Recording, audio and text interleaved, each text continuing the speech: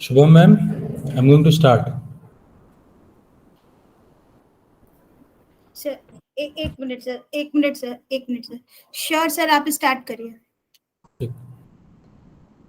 Good evening everyone. आप लोगों को ये स्लाइड विजिबल है? Yes sir. तो कल हम लोग डिजिटल आर्ट स्टार्ट किए थे और डिजिटल आर्ट के बारे में और इसके टाइप्स के बारे में हम लोग कल बात किए थे। ठीक है, आज हम लोग शुरुआत करेंगे। कुछ आर्टिस्ट के बारे में भी हम देखे थे, बहुत ज़्यादा आर्टिस्ट के बारे में नहीं, कि दो चार आर्टिस्ट के बारे में बात किए थे, बस ऐसे काम देखे थे। आज हम लोग टाइम रहेगा तो आर्टिस्ट के बारे में देखेंगे, नहीं तो फिर छोड़ देंगे। ठीक है, तो अभी हम स्टार्ट करेंगे डिजिटल आर्ट में की बिगनिंग के बारे में। ठीक है, डिजिटल आर्ट की बिगनिंग कैसे हुई है।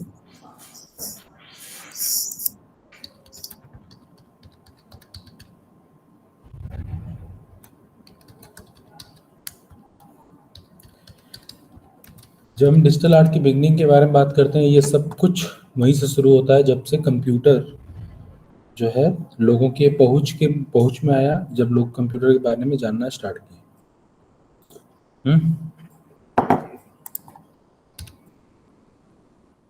क्योंकि डिजिटल आर्ट के बारे में, डिजिटल आर्ट को लेके हम कंप्यूटर के बिना कुछ भी सोच नहीं सकते। ठीक है, इसलिए हम जब भी डिजिटल आर्ट की बात करते हैं तो कहीं ना कहीं कंप्यूटर और रिलेटेड सॉफ्टवेयर, हार्डवेयर, ये सब हमारे दिमाग में होता है। ठीक है ना, इनिशियली चूंकि कंप्यूटर ही इन्वॉल्व था, इसलिए इनिशियली इसको, डिजिटल आर्ट को, कंप्यूटर आर्ट के नाम से भी जाना गया। ठीक है, अब देखिए कंप्यूटर का जो ओरिजिन है, जब वो यूज़ में आया, ठीक है ना, तो वो करीब 1940s के दौरान आया। ठीक है, जिसको हम कह सकते हैं first true computer, electronic numerical integrator. ठीक है ना। जी सर। इनिशियली ये जो है मिलिट्री, जो सैन्य लोग थे, उनके काम के लिए था। और यही वो टाइम था 1950 से 1960 के बीच में, जब आर्टिस्ट जो है कंप्यूटर के अंदर एक्सप्लोर करना स्टार्ट किया टू गेट एन आइडिया कि आर्ट को लेके इधर इस सेक्टर को में, इस कॉन्टेक्स्ट में आर्ट को लेके क्या एक्सपेरिमेंट्स, क्या नया चीज हम कर सकते हैं। ठीक है, तो 1950s में बहुत सारे कलाकार और डिज़ाइनर, ये लोग मैकेनिकल डिवाइसेस को लेके, जो उस समय या फिर एनालॉग कंप्यूटर को लेके जो है कुछ ना कुछ परस्यू करने की कोशिश कर रहे थे। ठीक है, और ये वही लोग थे जो डिजिटल आर्ट के कॉन्टेक्स्ट में पायनियर के रूप में बाद में जाने गए। ठीक है, इसमें कुछ नाम है, जैसे कि बेन लेपुस्काई। ठीक है, तो एक ऑस्लियन 40 नाम से, ठीक है, इन्होंने एक कलेक्शन किया था। ठीक है, जिसमें इलेक्ट्रॉनिक वेव्स को जो है लेके मैनिपुलेट करते हुए उन्होंने दिखाया था, है ना। तो ये जो ये काम था, ये इनिशियल फेज का एक काम था डिजिटल आर्ट के कॉन्टेक्स्ट में। तब इसे डिजिटल आर्ट ना कह के कंप्यूटर आर्ट ही कहा गया। तो जो वेव्स होते हैं, इलेक्ट्रॉनिक वेव्स होते हैं, उसको कुछ तरीके से पोर्ट्रे किया, उसके साथ मैनिपुलेशन कैसे कैसे हो सकते हैं वो चीज़ें किया। ठीक है, इसके बाद एक आर्टिस्ट थे फ्रेडियर नाइट।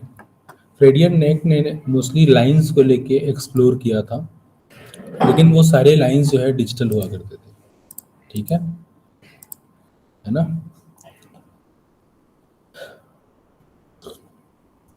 अच्छा, जो 1960s में जो ये क्या नाम है, सॉरी, लेपस्काई ने जो उनका जो 1950s का जो काम था ऑस्ट्रियन 40, उसको लेके एक अपग्रेडेड वर्जन भी किया था 1960s में। जैसे टेक्नोलॉजी में एक्सपेंशन हुआ, जैसे कंप्यूटर और इवॉल्व हुआ ना, तो कुछ टूल्स, कुछ मौके, अपॉर्चुनिटीज़ ज़्यादा मिले, तो उन्होंने ऑस्ट्रियन 520 नाम से एक आर्ट वर्क, डिजिटल आर्ट जो है प्रोड्यूस किया। ठीक है, जिसमें अब जाके उन्होंने कलर्स को भी इंट्रोड्यूस किया था। ठीक है, इसके पहले जो काम किया था उसमें कलर्स को इंट्रोड्यूस नहीं किया था, ठीक है ना। और धीरे धीरे करके जैसे आपको, एक सेकेंड, ठीक है ना,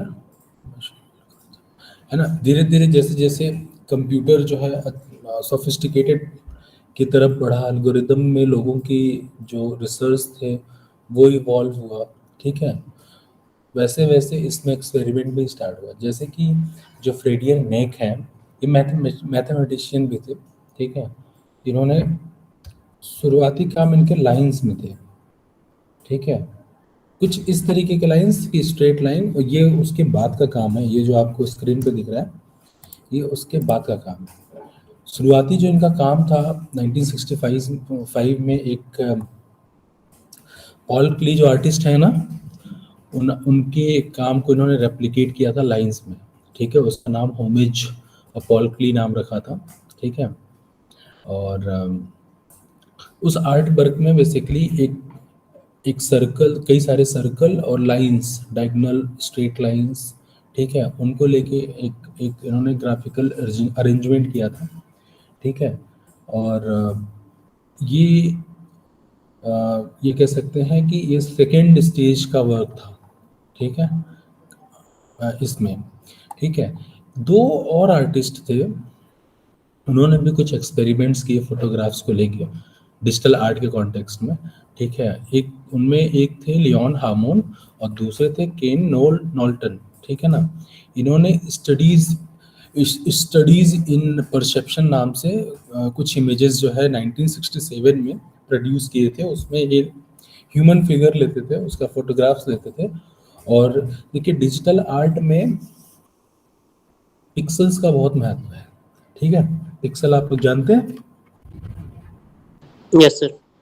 मेरी आवाज आ रही है ना सही से? यस सर, हाँ सर, आ रही। यस सर, ठीक है। तो डिजिटल आर्ट में पिक्सल का बहुत महत्व है, पिक्सल और पॉइंट का। तो पिक्सल पॉइंट को लेके हमारे पास दो अलग अलग तरीके के इमेजेस हैं जो प्रोड्यूस करते हैं, ठीक है। एक होता है रास्टर, एक होता है वेक्टर। तो जब हम वेक्टर को कंसीडर करते हैं, ठीक है, तो बेसिकली हमारा जो भी काम होता है वो पिक्सल बेस्ड मैनिपुलेशन होता है। जो भी टेम्परिंग्स होती है इमेजेस को लेके वो पिक्सल पे होती है। तो पिक्सल जो है एक अर्ली इन्वेंशन था उस समय। इन्वेंशन की जगह हम कहेंगे नॉलेज था, ठीक है, जो कंप्यूटर के विकास के क्रम में जो लोगों को हुआ, ठीक है, जो इस सेक्टर में काम कर रहे थे, जिससे एसोसिएटेड थे। तो जब पिक्सल के बारे में नॉलेज हुआ तो ये दोनों जो आर्टिस्ट थे, ठीक है, इन दोनों लोगों ने क्या किया, एक सेकेंड, मैंने शायद इनका वर्क लगाया है वीडियो में, ठीक है, ये वाला वर्क है, ठीक है ना। तो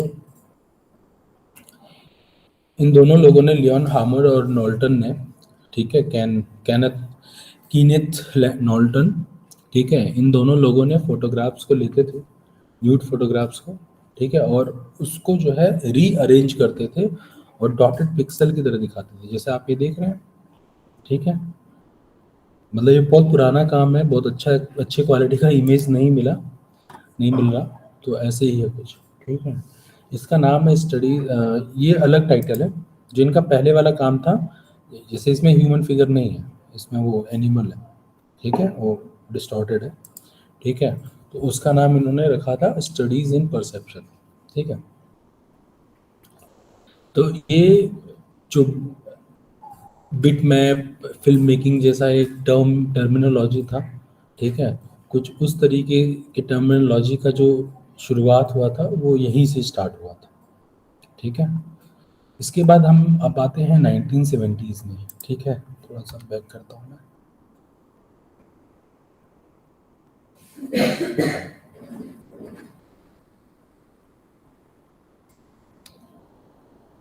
ठीक है, उसके बाद हम आते हैं 1970s में।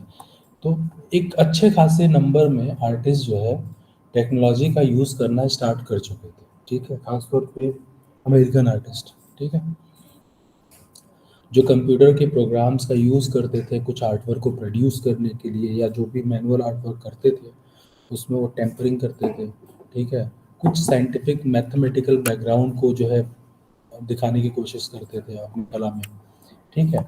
और ये जो टर्म था, देखिए 19 अर्ली 1970s में Slade School of Art University of London में है, ठीक है।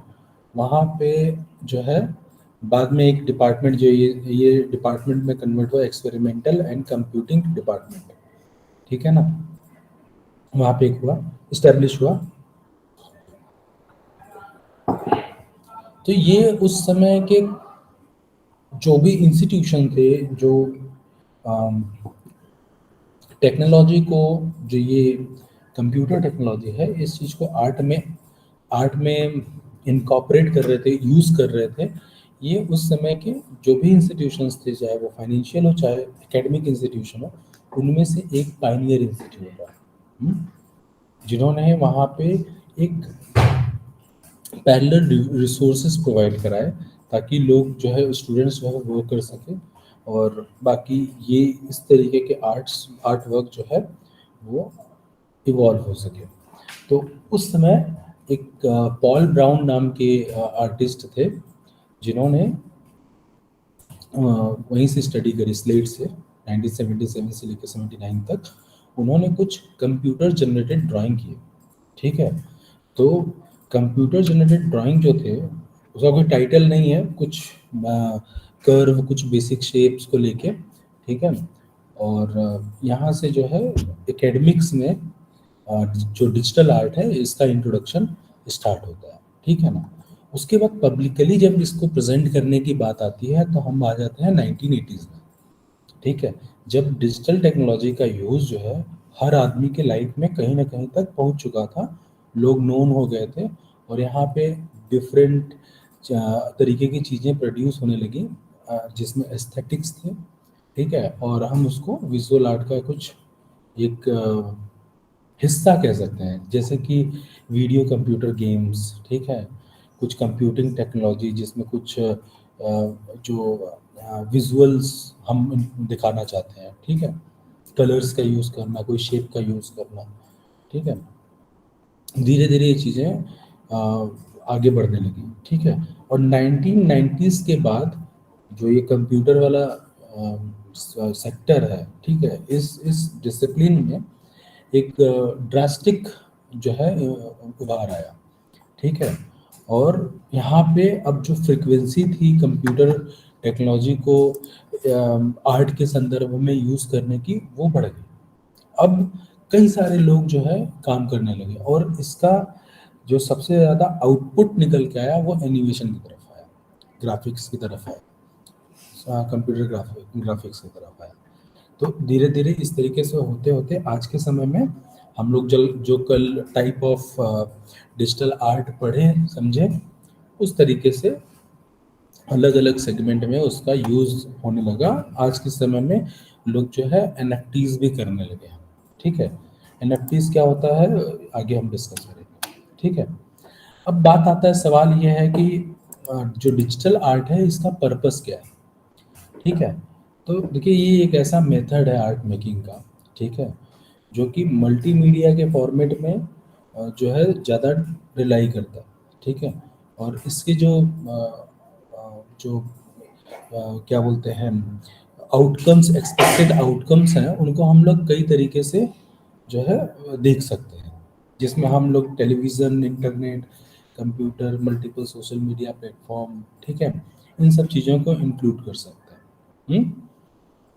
तो जो एक बहुत छोटे से लेवल पे या शॉर्ट सेंटेंस में अगर हम लोग बात करें तो डिजिटल आर्ट जो है एक तरीके से टेक्नोलॉजी और आर्ट के बीच का मर्जर है, ठीक है, जिसके थ्रू हम लोग आर्ट को एक नए तरीके से शो करने के लिए, प्रेजेंट करने के लिए जो है संभावनाओं को प्राप्त करते हैं, ठीक है। अब आज के समय में जिस तरीके से टेक्नोलॉजी में उभार आया, ठीक है, खास तौर पे कुछ ऐसे सिचुएशंस, कुछ ऐसी घटनाएं घटी हैं जिनके बाद जो डिजिटल जो वर्ल्ड है उस पर डिपेंडेंसी बढ़ गई, ठीक है। लोगों का टाइम, इस पर टाइम जो व्यतीत करते हैं वो टाइम पीरियड बढ़ गया, ठीक है। जैसे कि जब कोविड नहीं था, ठीक है,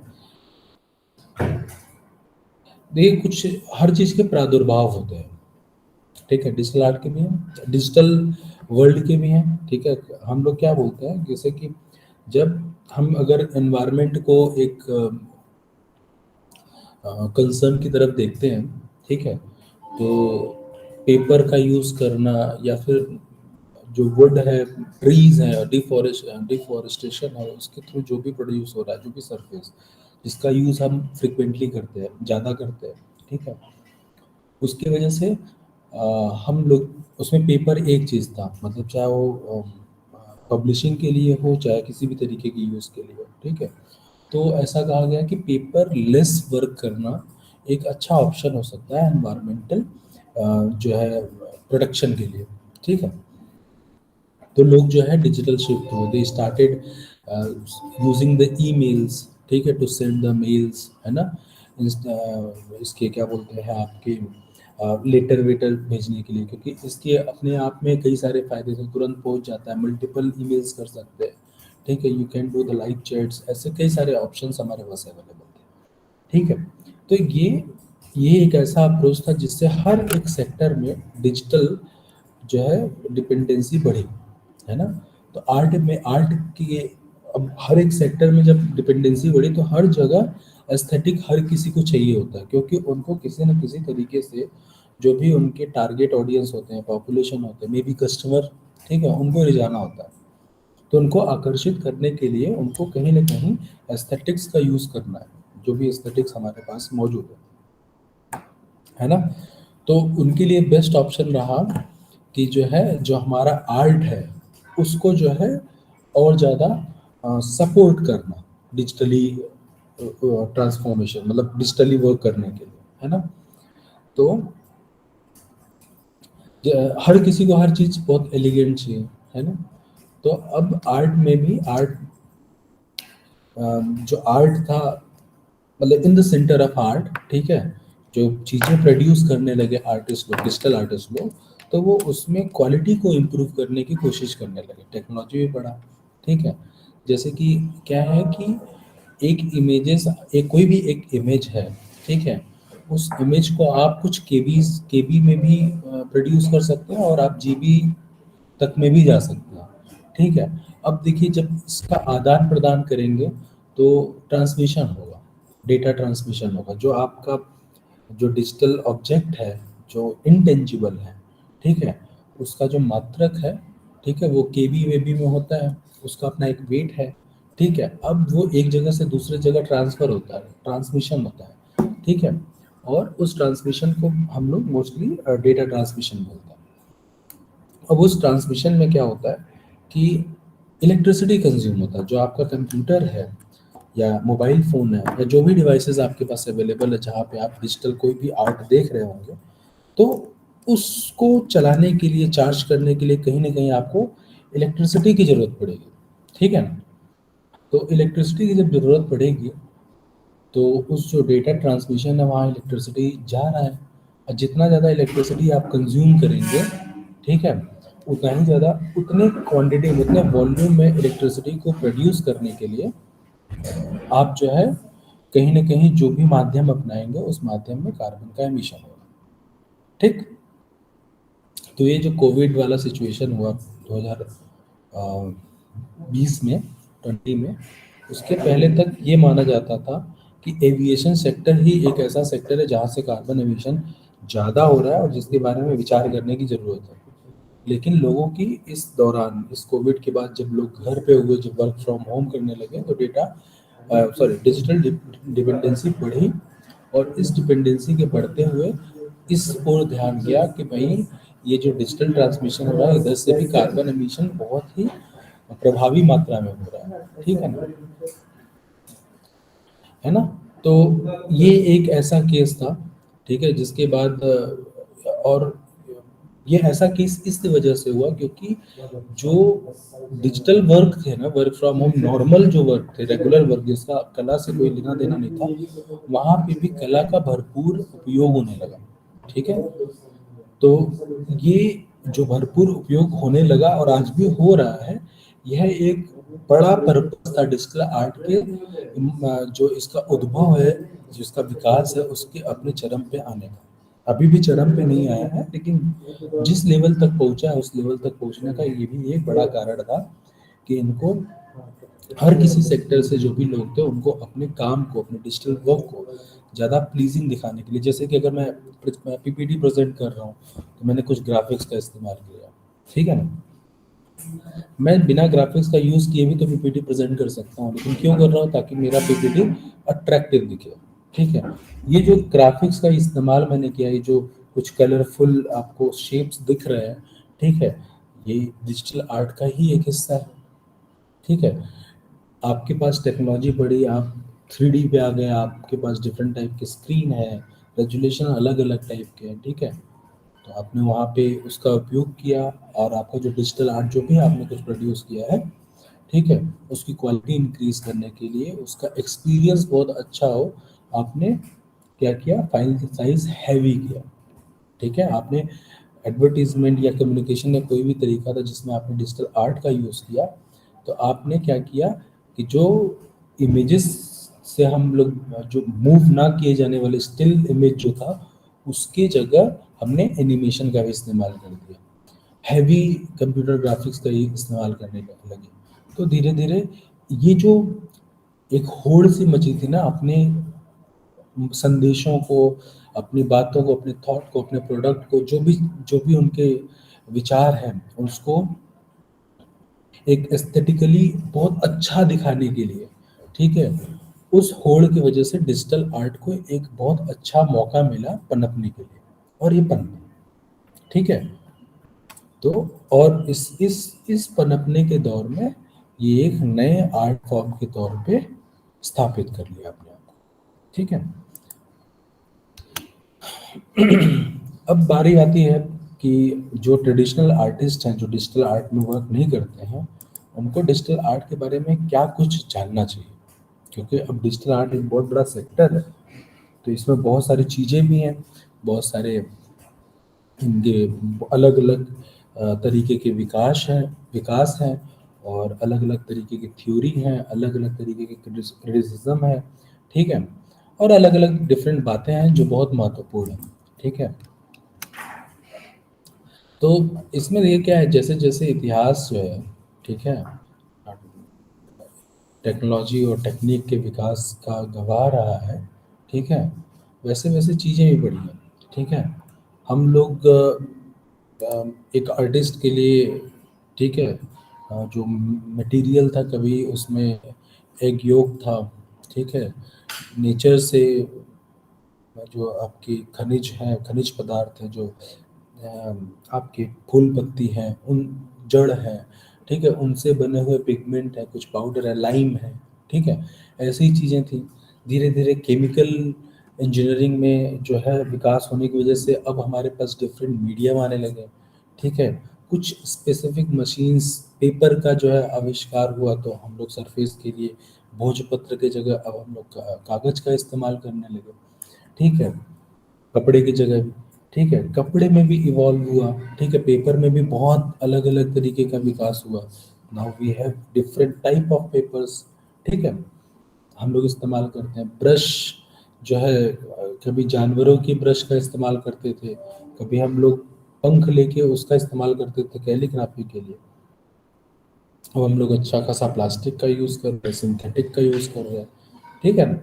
तो जैसे जैसे टेक्नोलॉजी विकसित होगी वैसे वैसे, चाहे व्यक्ति किसी भी डिसिप्लिन में काम कर रहा हो, उस डिसिप्लिन में जो भी उस समय के हिसाब से इनोवेटिव आइडियाज़ हैं, इनोवेटिव मटेरियल है, प्रोडक्ट है, ठीक है, उसका इस्तेमाल अपने काम के लिए करेगा, ठीक है। तो जैसे कंप्यूटर का विकास हुआ, अभी और भी विकास होना बाकी है, ठीक है, तो डिजिटल पे डिपेंडेंसी आई। आज के समय में आप जब बीएफए एमएफए बीएफए में जब एक स्टूडेंट एडमिशन लेता है, ठीक है, मैं अगर अप्लाइड आर्ट का जो है आपको एग्जांपल दूं, ठीक है ना, मोस्टली क्या होता है, जो फर्स्ट ईयर होता है, ठीक है, हमारे प्रोफेसर्स बार बार इस बात का दबाव डालते हैं कि आप ड्राइंग करिए, ड्राइंग करिए, ठीक है, लेकिन जो अप्लाइड आर्ट का वो सोचता है कि मुझे तो फोटोशॉप पे कुछ बनाना है, ड्राइंग क्यों करूँ। तो ये एक माइंडसेट भी शिफ्ट हो रहा है। ठीक है, लोग सोचते हैं कि पेपर पेंसिल का ही क्यों इस्तेमाल करें ड्राइंग के लिए, मेरे पास गैजेट्स तो है ना, ठीक है, उसका क्यों ना करें। ये एक अलग तरीके का एक डिबेट है, ठीक है, जिसपे बातचीत होना बहुत ज़रूरी है, रिसर्च होना बहुत ज़रूरी है। स्किल किस तरीके से डिराइव हो रही है, किस तरीके से ट्रांसफॉर्मेशन आएगा आउटपुट में, आर्टिस्टिक आउटपुट में, ये सब कुछ जो है शोध का विषय होना चाहिए। ठीक है ना। तो इस संदर्भ में अगर हम आगे बढ़ें तो the growing relevance of digital art form एक ऐसा विषय है जिसके बारे में हर एक जो ट्रेडिशनल प्रैक्टिशनर है आर्ट के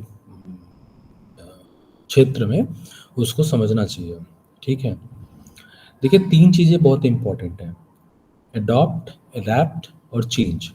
ठीक है, आप किन चीज़ों को एक्सेप्ट कर रहे हैं, क्या चीज़ें आपके लिए अनुकूल है और क्या चीज़ें बदलाव ला सकती है। ठीक है, ये 3 चीज़ें बहुत महत्वपूर्ण है। यही तीनों चीज़ें जो है हर तरीके के आविष्कार की जो है आविष्कार को अंजाम देने के लिए जिम्मेदार होती हैं और किसी भी नए प्रैक्टिस को, नए मीडियम को पनपने के लिए भी जिम्मेदार होती हैं। जैसे कि टेक्नोलॉजी जो है एक एसेंशियल पार्ट हो गया है डेली लाइफ में किसी के भी। ठीक है, आजकल बच्चा जब पैदा होता है ना तो ऐसा लगता है कि अपनी माँ के पेट से सीख के आए कि उसको जो है इलेक्ट्रॉनिक डिवाइसेस कैसे ऑपरेट करना है ना। हम लोग देखें ना अपने घरों में, हमारे भाई भतीजे जो भी हैं, छोटे बच्चे आस पड़ोस में, कितने मतलब इजीली जो है वो स्मार्टफोन को हैंडल करता है, कितनी स्पीडली वो सीख लेते हैं। ठीक है, तो कहीं ना कहीं एक नेचुरल चीज़ है। ठीक है, जब आप एडेप्टिव होते हैं, ठीक है, वो चीज़ें उन नए जनरेशन जो नई जनरेशन है उसके लिए जो नई टेक्नोलॉजी है ना वो अनुकूल है। ठीक है, उनके लिए बहुत आसान है उसको इस्तेमाल करना, उसके साथ उनके लिए वो खिलौना है ना, तो वो उसी के साथ आगे बढ़ते हैं। तो हमारे जो दैनिक जीवन है ना, उस दैनिक जीवन का एक बहुत बड़ा हिस्सा बन चुका है टेक्नोलॉजी, टेक्नोलॉजिकल चीज़ें। ठीक है, सर हम लोग देखते हैं मोस्टली चीज़ें ऑटोमेटेड है, हम लोग हर चीज़ के लिए टेक्नोलॉजी का इस्तेमाल कर रहे हैं, है ना। तो जो आर्ट का प्रोडक्शन है ना, जो कलाकारी है ना, उस कारीगरी है ना, उसमें भी टेक्नोलॉजी है। टेक्नोलॉजी का जो है एक अम, कह सकते हैं इमरजेंस जो है वो प्रभावी रूप से आ चुका है। ठीक है ना। अब यहाँ पे क्या होता है कि डिफरेंट ग्रुप है, डिफरेंट थॉट ग्रुप है, मतलब अलग अलग मानसिकता के लोगों का भी समूह है। मानसिकता कहने का मतलब मैं उसको एक्सप्लेन करता हूँ। ठीक है, उनकी जो एक व्यक्तिगत व्यक्तिगत नहीं, एक कॉमन जो एक मतलब कुछ व्यक्तिगत विचारधाराओं से मिलके बना हुआ एक समूह। ठीक है, जो अपने हर एक चीज के प्रति हर एक संदर्भ में अपना एक कोई प्रसंग प्रभावी रूप से रखता है। ठीक है, जैसे कुछ लोग हैं जो ये मानते हैं कि जो है जो ये हमारे कंप्यूटर है, जो भी स्मार्टफोन है, ठीक है, कला के ही दृष्टि से अगर मैं बात करूं तो वो असली जो एक रियल आर्ट जो होता है उसको ये खत्म कर रहा है। कुछ लोग कह रहे हैं कि भाई टेक्नोलॉजी अगर हम इस्तेमाल नहीं करेंगे तो पीछे रह जाएंगे। तो we have different mindset, ये एक कम्युनिटी है, डिफरेंट एज ग्रुप है, उनकी जो पोटेंशियल है, जो उनकी स्किल है, एबिलिटी है लर्निंग लर्निंग की, या तो वो चाहते नहीं है या तो उनके अंदर एबिलिटी नहीं है। ठीक है ना। तो इस तरीके से अलग अलग ग्रुप है। कुछ लोग हैं जिनके पास रिसोर्स स्कार्सिटी है, उनके पास नहीं है रिसोर्सेज। ठीक है ना। तो ऐसे अलग अलग जो ग्रुप है, जो कैटेगरी है, अगर हम कैटेगरिकल डिविजन्स करें कम्युनिटी में, ठीक है, तो उनके लिए टेक्नोलॉजी को अडॉप्ट करना, उसको अडेप्ट करना, एक सर्टेन चेंज लेके आना एक अपने आप में डिफिकल्टी है। उसको वो चैलेंज है, वो पीर प्रेशर फील करता है। ठीक है, शायद यही वजह है कि एक जो आर्ट स्टूडेंट न्यू कॉमर होता है, ठीक है, वो आते ही सोचता है कि उसके हाथ में लैपटॉप हो, उसमें एक सॉफ्टवेयर हो। ठीक है, अब वो कैनवास पे नहीं इलस्ट्रेटर पे जो है पेंटिंग करेगा, है ना। और चूंकि क्या है कि एक सर्टेन लेवल ऑफ रेजिस्टेंस है, ठीक है ना, जिसकी वजह से जो है हमारे पास जो भी टेक्नोलॉजी गैजेट्स अभी इतने इवॉल्व नहीं हुए, ठीक है। शायद उतनी फ्रीली स्ट्रोक हम इधर नहीं चला पाएंगे जितनी फ्रीली हम जितने मन से, या फिर जो हमारा जो एक्शन होता है ना, बॉडी एक्शन होता है ना, जो हम लाइन ऑफ एक्शन बोलते हैं ना, ठीक है, वो जितने प्रभावी तरीके से कैनवस पे या किसी शीट पे, पेपर शीट पे, सरफेस पे मैनुअली हम कर सकते हैं, ठीक है, शायद उस पे ना करें। इसके पीछे भी दो अलग अलग जो है आर्ग्यूमेंट हो सकता है। नंबर एक ये हो सकता है कि if you are not able to draw a single straight line, ठीक है, तो आप कभी भी प्रेफर ही नहीं करेंगे कि आप जो है कैनवस पे या पेपर पे जो है लाइन खींचें। तब आप सोचेंगे, आप देखेंगे कि नहीं मेरे पास इलस्ट्रेटर है, मैं एक पेन टूल लूंगा, एक लेफ्ट क्लिक करूंगा एक जगह जहां से लाइन की शुरुआत करनी है, जहां लाइन खत्म करनी है वहां दूसरा क्लिक करूंगा, मेरा एकदम सीधा लाइन, एकदम स्केल वाला सीधा लाइन, उससे भी बेहतर सीधा लाइन खिंच गया, ठीक है। नंबर तो ये है, एक तो ये डिबेट है, ठीक है, कि आपके पास एबिलिटी नहीं है, उस एबिलिटी को छिपाने के लिए आप ऐसा कुछ कर रहे हो। नंबर दो ये है, एक जस्टिस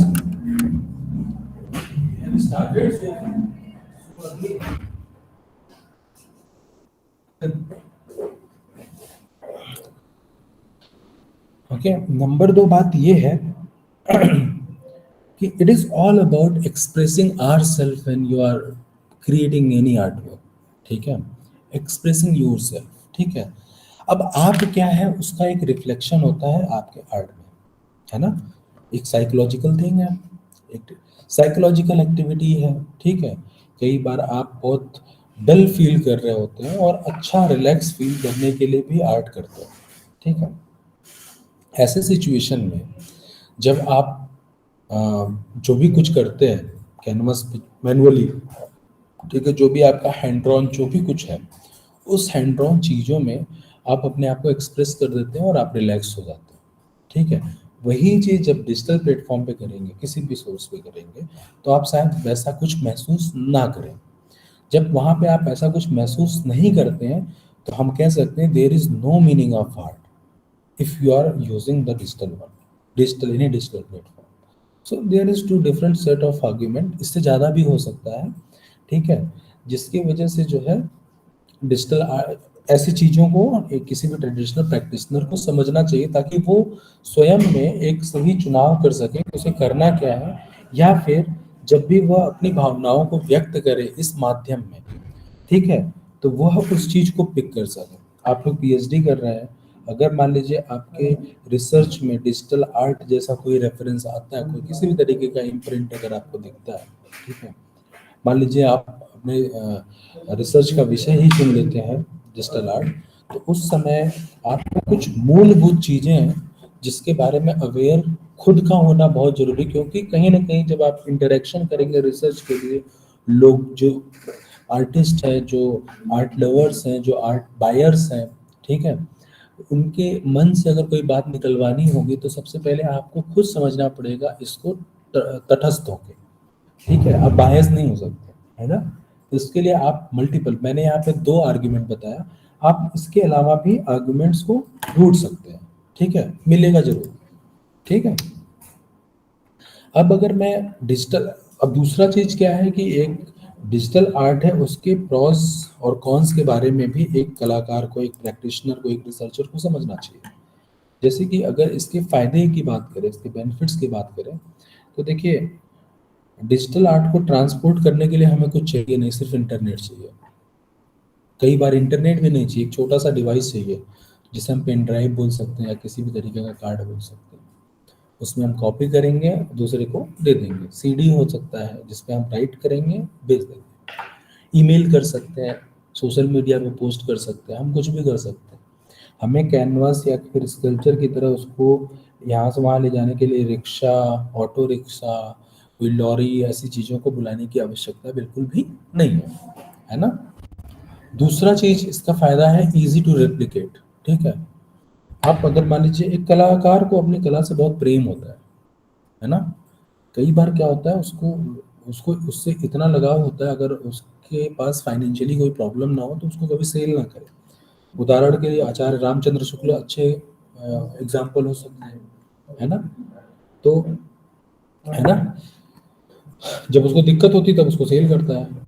तो अगर आप डिजिटली वर्क करते हैं, ठीक है, you can sell, you can take its print, ठीक है, आप डुप्लीकेसी कर सकते हो, उसको रेप्लिकेट्स कर सकते हैं। इवन अगर एक ही आर्ट पीस है, उस आर्ट पीस में कुछ चीजें आप दोबारा से दोबारा दिखाना चाहते हो, वो रिपीटेशन करना चाहते हैं, तो अगर आप मैनुअली वर्क कर रहे हैं तो आपको वो चीज़ें दोबारा से रिपीट करना पड़ेगा, और आपको ये मेक श्योर करना पड़ेगा कि जो रेप्लिकेट कर रहे हैं वो आइडेंटिकली हो, है ना, है कि नहीं? कई बार जब यस हम सर। किसी भी शेप में, किसी भी, सौरभ कुछ कहना चाहते हैं आप? नहीं सर। ठीक है। जब किसी शेप में, किसी फिगर में जब हम लोग कुछ डिस्टॉर्शन करते हैं, ठीक है, जब वो सिमेट्रिकल नहीं होता है, ठीक है, उस सिचुएशन में रेप्लिकेट करना काफ़ी मुश्किल होता है, ठीक है। तो जब हमारे पास डिजिटल टूल्स अवेलेबल होते हैं तो वहाँ पे हमें उतना एरिया सेलेक्ट करना होता है कॉपी पेस्ट करके, फिर हम प्लेसमेंट करते हैं जहाँ पे हम करना चाहते हैं, ठीक। तीसरा जो चीज़ है, इजी टू शेयर, ठीक है। आप उसको, आपके पास तीन चार अलग अलग डिवाइसेस हैं, ठीक है, आपके पास फ़ोन है, स्मार्टफोन है, आपके पास टैबलेट है, आईपैड है, डेस्कटॉप है, लैपटॉप है, आपका ऑफिस हो सकता है, आपका घर हो सकता है, आपके ऑफिस में भी डेस्कटॉप है, आपके घर पे भी डेस्कटॉप है, ठीक है। आप ऑफिस में काम करते करते थक गए, आप उसी पे घर पे काम करना चाहते हैं, आप कहीं और जाके काम करना चाहते हैं, तो आप इजीली उसको शेयर कर सकते हैं, ठीक है। मान लीजिए कोलैबोरेटिवली वर्क कर रहे हैं, एक हिस्सा आपने कर दिया, नाउ यू वांट, जैसे कि बॉस वो कोलैबोरेटिव वर्क करता है, वो फोटो लेता है, ठीक है, फिर क्या नाम है उसका, आर विजय उस पे मिनिएचर वाला काम करता है, फिर राजेश सोनी उसमें एम्बेलिशमेंट करता है, कोलैबोरेटिव वर्क हो रहा है, ठीक है। मान लीजिए आप इसमें भी कोलैबोरेटिव वर्क करना चाहते हैं, आपने अपने हिस्से का काम पूरा किया, किसी और को भेज दिया, वो अपने हिस्से का काम करे। देखिए एनिमेशन जो होता है ना, वो एक कोलैबोरेटिव वर्क होता है हमेशा। एनिमेशन जो है, जो भी एनिमेटेड आपको फिल्म दिखे, वीडियो दिखे, वो एक व्यक्ति कभी भी प्रोड्यूस नहीं करता, उसमें डिफरेंट डिफरेंट डिपार्टमेंट्स होते हैं और डिफरेंट स्किल सेट के लोग होते हैं उस पर्टिकुलर डिपार्टमेंट। जैसे मान लीजिए कि कम, एक डिपार्टमेंट है जहाँ पे स्टोरी बोर्डिंग हो गई, लेआउटिंग हो गया, कंपोजिशन वगैरह जो एनालिसिस है उसका एक ब्रीफ जो है ड्राइंग के तौर पे बन गया, कलर क्या यूज़ करना है, कॉम्बिनेशन के जो डिफरेंट स्विचेस हैं वो बना के दे दिया, ठीक है। एक डिपार्टमेंट है जो मॉडलिंग और टेक्सचरिंग कर रहा है, ठीक है, तो वो बंदा अब वो चीज़ शेयर करके वहाँ तक आ गई, स्कैन स्कैन करके। अब यहाँ पे जो बंदा है, इसने अपना, मान लीजिए ऑटोडेस्क माया एक सॉफ्टवेयर है, खोला, उस पर अपना कैरेक्टर अपना बनाया, टेक्सचरिंग किया, फोटोशॉप में लेके जाके फिर इंपोर्ट करके टागा फाइल वहाँ पे चढ़ा दिया, ठीक है। अब उसका कैरेक्टर मॉडलिंग और टेक्सचरिंग हो गया, ठीक है। अब उसने उसको शेयर कर दिया उसको नेक्स्ट आदमी को, जैसे जो उस पर डायनेमिक्स करेगा या रिगिंग करेगा, रिगिंग मतलब वो जहाँ से भी मूव होता है ना, जैसे कि बोन, इनसाइड द बोन, ये कह सकते हैं, रिगिंग के लिए भेज दिया, लाइटिंग करना है, कुछ इफेक्ट्स डिफरेंट डालना है, डायनेमिक्स वाला डिपार्टमेंट है, तो कहीं पे भी शेयर कर सकता है, फिर वो आगे बढ़ाएगा, अपना एनिमेटिक्स में ले जाएगा, जो भी एनिमेटिक मतलब फ्रेम वाइज जो भी उसको जो एक कहते हैं ना मोशन जो दिखाना है, वो उस हिसाब से काम करेगा। फिर उसने आगे शेयर कर दिया जिस आदमी को रेंडर करना होगा, रेंडर हो गया। फिर उसके बाद उसने आगे भेज दिया जिसको फाइनली एडिट करना है, लिप सिंक्रोनाइजेशन करना है, ठीक है, जो भी वॉइस या साउंड जो भी इफेक्ट है उसके साथ उसने अपना फाइनली प्रोड्यूस कर दिया, फिर उसने आगे भेज दिया जिसको उसको ब्रॉडकास्ट करना है जहाँ पे भी। तो जो आपके डिजिटल आर्ट होते हैं, they are very easy to share, ठीक है। इसका जो फोर्थ कैरेक्टर है, प्रॉस बेनिफिट है, वो है एंडलेस पोटेंशियल एंड पॉसिबिलिटीज, ठीक है। अब यहाँ पे क्या है ना कि आपके पास जो जो भी आपको करना है, कि एक पर्टिकुलर एरिया में ही आपको जो भी कुछ करना है, आप उसको कितना भी डीप लेके जा सकते हैं, ठीक है। जैसे कि कैनवास है, कैनवास पे आपके पास एक जीरो, ट्रिपल जीरो ऐसे करके आपके पास ब्रश साइज हो सकता है, आप उतना छोटा ही डॉट बना सकते हैं, ठीक है। You can not go inside.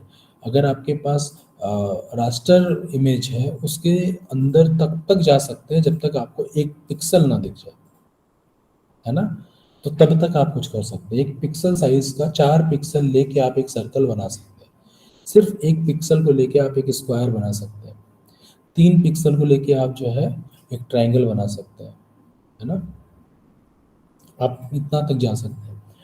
तो अगर आप वेक्टर है तो आप पॉइंट तक जा सकते हैं, हैंडल ए से एकदम नीचे तक एक ऐसा डॉट आप क्रिएट कर सकते हैं जो विजिबल ना हो, जिसको देखने के लिए आपको जो है किसी तरीके खास तरीके के लेंस की जरूरत पड़े। ठीक है, इसके अलावा आप कलर्स का चुनाव जो है ना कोई भी कर सकते हैं, आपके पास जितने कलर्स हो सकते हैं उतने कलर्स हैं, आप कोई भी शेड पिक कर सकते हैं। शेप में डिस्टॉर्शन करना है आप कई हद तक कर सकते हैं। फोटोशॉप में एक टूल होता है लिक्विफाई, ठीक है, तो आपने क्या किया, कोई बेसिक शेप आया उसको लेके आप अपने मन से जो है खींचते हैं, ड्रैग कर रहे हैं माउस को क्लिक करके, उतना ही वो हो रहा है। जितने फाइन जितने तरीके से चाहते हैं असंख्य तरीके से कर सकते हैं। तो इस तरीके से आपके पास पॉसिबिलिटी कई तरीके के टाइप की इमेजेस को आप प्रोड्यूस कर सकते हैं, है ना। तो आपके पास जो इस तरीके से जो एक्सपेरिमेंट करने का जो पोटेंशियल होता है, जो पॉसिबिलिटीज होती है वो एंडलेस होती है। जो हम लोग नॉर्मली जो हैंड ऑन ट्रेडिशनल मीडियम में जो मिक्स मीडिया करते हैं ना, उस मिक्स मीडिया को हम कंप्यूटर पे किसी भी तरीके का इफेक्ट कर सकते हैं। मुझे मान लीजिए कोई खास तरीके का रोप यूज करना है, आई कैन टेक द वो texture of rope, I can draw a circle like in a way, जैसे कि मुझे उस रोप को अरेंज करना है, now I can put the texture over that area, those area, ठीक है ना। So we have enough possibility to replicate, to do the work with the digital art। इसके बाद है आपका एफिशिएंट, ठीक है। तो जब हम एफिशिएंसी की बात कर रहे होते हैं, ठीक है, तो देखिए if you are capable, if you have good hand with software and the tools that you have like mouse या फिर पेन पेंसिल स्टाइलस, सो आप जो है कितनी भी जो कहते हैं ना कि स्किल, ठीक है, प्रैक्टिस करके या फिर कैसे भी करके जो आप मैनुअली जो काम करते हैं उसमें लेके आते हैं, आप लेवल पे लेके जाते हैं। यहाँ पे आपके पास कुछ चीज़ें पहले से मौजूद होती हैं, अलग अलग तरीके के ब्रशेस आपके पास मौजूद होते हैं, ठीक है, तो जिसका यूज़ करके आप अपनी एफिशिएंसी जो है उसको और अच्छे से दिखा सकते हैं। और जो फॉरगिविंग है, ठीक है, देखिए आपका कुछ काम अच्छा नहीं हुआ, ठीक है, तो आपको फिर से वाइट टेक्सचर करने की जरूरत नहीं है, आप कंट्रोल जेड कर सकते हैं, ठीक है ना, आप अंडू कर सकते हैं, है ना।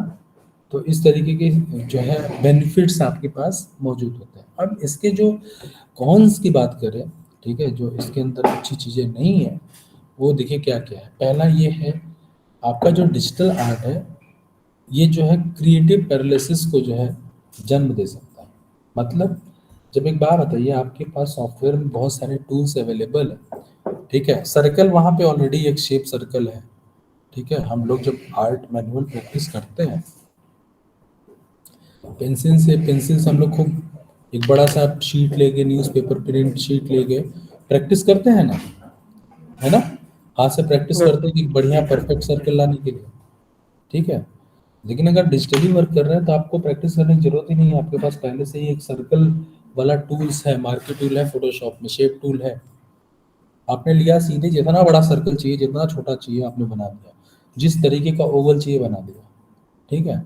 आप आपके हर काम में परफेक्ट सर्कल दिखेगा तो जरूर, लेकिन ईमानदारी से आपको कभी भी परफेक्ट सर्कल हाथ से बनाना आया नहीं रहा होगा, ठीक है। इसी तरीके से जो भी आप एक्टिविटीज करते हैं आप रेप्लिकेट तो कर सकते हैं बड़े इजीली, ठीक है, लेकिन कभी भी आपके अंदर वो क्वालिटीज नहीं आएंगी how you can observe, how can you copy the thing through observation, ठीक है। आप पोर्ट्रेट बनाते हैं ना, अगर जब डिजिटल पोर्ट्रेट बनाना होगा, ठीक है, आप ट्रेस कर सकते हैं, आप इमेज को बगल में रखें या ऊपर रखें, उसी इमेज के ऊपर काम करना शुरू कर सकते हैं, आप बहुत अच्छा पोर्ट्रेट बनाएंगे, कैरेक्टर बहुत अच्छा आएगा। लेकिन कभी भी जो लाइव पोर्ट्रेट आप बनाते हैं लेके क्या बोलते हैं pencil, charcoal, pastel, water colour, जो भी मीडियम है, एक सरफेस पे, कैनवास पे, पेपर पे, ठीक है, वो एबिलिटी कभी भी नहीं आएगी। फिर भी आप दोनों केस में क्रिएटिव ही कहलाएंगे। आप क्रिएटिव, अगर आप डिजिटल ही वर्क कर रहे हैं तो आपको कहेंगे ना कि आप बहुत क्रिएटिव आदमी हैं, ठीक है। लेकिन आप असल में जो आपकी क्रिएटिविटी है कुछ संसाधनों की वजह से दिख रही है, अगर वो संसाधन अवेलेबल ना हो तो आप वो चीजें कभी दिखा नहीं पाएंगे, सही बात है ना। तो ये जो अवस्था है ना बनेगी उस कलाकार के साथ, उस प्रैक्टिशनर के साथ, उसको हम क्रिएटिव पैरालिसिस वाली अवस्था कह सकते हैं। ठीक है। दूसरी चीज सीन एज टू इजी। हाँ, ये एक इसका जो है कौन सी कहलाएगा कि इसको बहुत बहुत आसानी से आप देख सकते हैं। ठीक है।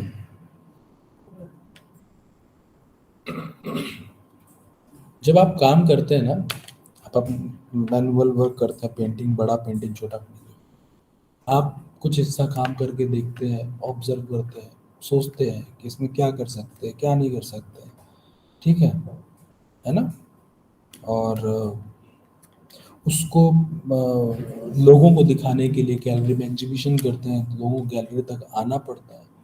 देखिए, ऐसा लोग कह सकते हैं ये तो बहुत अच्छी बात है कि मैं जो है सोशल मीडिया पे एक एग्जीबिशन कर सकता हूँ, है ना, लोग आके देख सकते हैं। लेकिन बात ये है कि क्या वो इंटरेक्शन उनको होगा, क्योंकि सोशल मीडिया पे जो उंगलियां है ना, वो बहुत तेजी से जो है स्वाइप करती है चीज़ों को। तो क्या उतना मिनट जो गैलरी में आदमी 40 पेंटिंग को देखने में बिताएगा, ठीक है, क्या उतना समय आपके ऑनलाइन किसी भी डिजिटल प्लेटफॉर्म पे रख के बिताएगा? नहीं बिताएगा।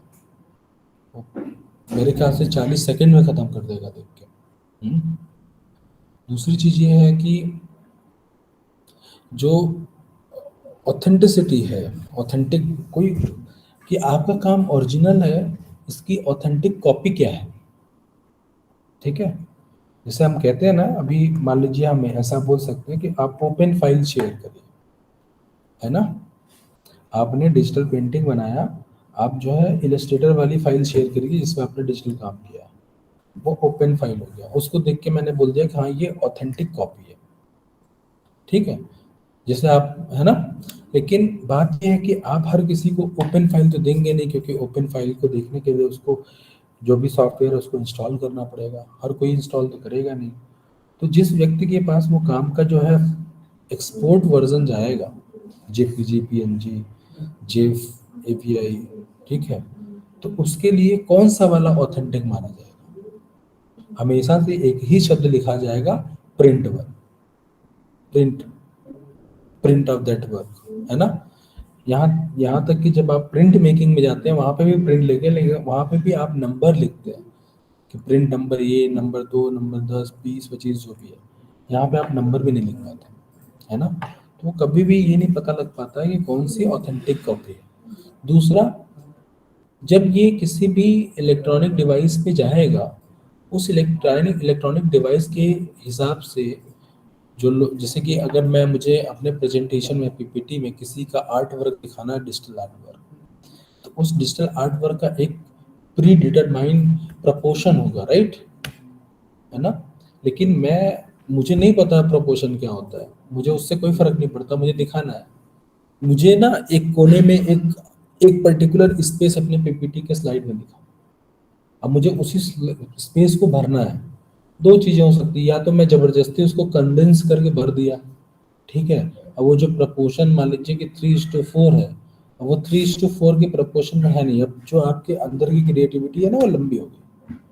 ठीक है। या तो मैंने उसको फिल किया उसी प्रपोर्शन में, तो कुछ हिस्सा ही रहा, बाकी सब कट गया, है ना।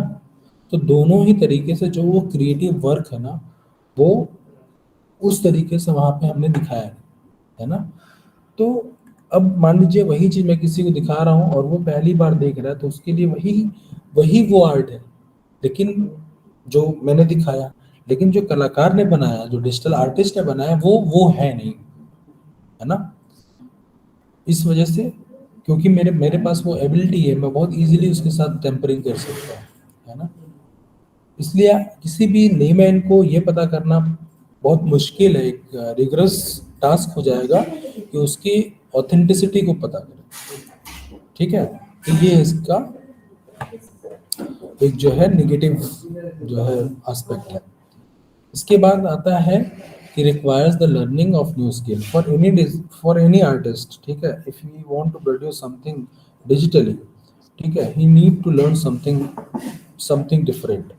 मे बी द सॉफ्टवेयर एक नया स्किल सेट हुआ ना, तो उसको वो कुछ सीखने की आवश्यकता पड़ेगी। तो ये है कि आप कर सकते हैं। हालांकि सीखने की आवश्यकता हमारे ट्रेडिशनल में पड़ सकती है, लेकिन एक ट्रेडिशनल आर्टिस्ट को ही अगर डिजिटल में शिफ्ट होना है, उसको भी जो है नए टूल्स, नए तरीके से हैंडल करने के लिए सीखने की जरूरत तो पड़नी ही है। ठीक है, चलिए अब आते हैं हम लोग नेक्स्ट स्लाइड पे। नेक्स्ट स्लाइड पे हम आते हैं, बात करते हैं कैरेक्टरिस्टिक्स ऑफ डिजिटल आर्ट। ठीक है, तो जो ये आप स्लाइड देख रहे हैं, इसमें सबसे दाहिने साइड में जहाँ पे आपको एरो दिख रहा है, जहाँ पे लिखा हुआ है कैरेक्टरिस्टिक्स ऑफ डिजिटल आर्ट, एक एक शब्द लिखा हुआ है, वो रिफाइन किया हुआ है यहाँ पे। ये इस तरीके से टेबल लगाने का मेरा दो पर्पज़ है। पहला ये है कि इस संदर्भ में कैरेक्टर्स को लेके जो भी महत्वपूर्ण रिसर्च हुए हैं वो आपके सामने है। और जब आप रिसर्च करेंगे ना, पीएचडी कर रहे होंगे, जब आप अपना कोई थियरी बना रहे होंगे ना, उस थियरी को बनाते समय आप ऐसे ही थियराइज करते हैं। ठीक है, ये टेबल आप देख लीजिए। तो जैसे कि जब आप कैरेक्टरिस्टिक्स की बात करते हैं, तो सबसे पहले ली ने 1999 में कुछ कैरेक्टरिस्टिक्स गिनाए। ठीक है, जिसमें उन्होंने बोला, जिसमें उन्होंने, मैं डिटेल में अभी बताऊंगा आगे, जिसमें उन्होंने segment combination, repetition, infinite reproduction, ठीक है, ट्रांसफॉर्मेशन एंड डीजनरेशन, ठीक है, कंडेंशन, अल्टरेशन, बोरोइंग, कंपोजिशन, ये सब कुछ जो है एक सेट रखा कैरेक्टर में। उसके बाद उसके 4 साल बाद पॉल ने जो है 4 अलग अलग शब्द दिए, interaction, participation, user centric, dynamic.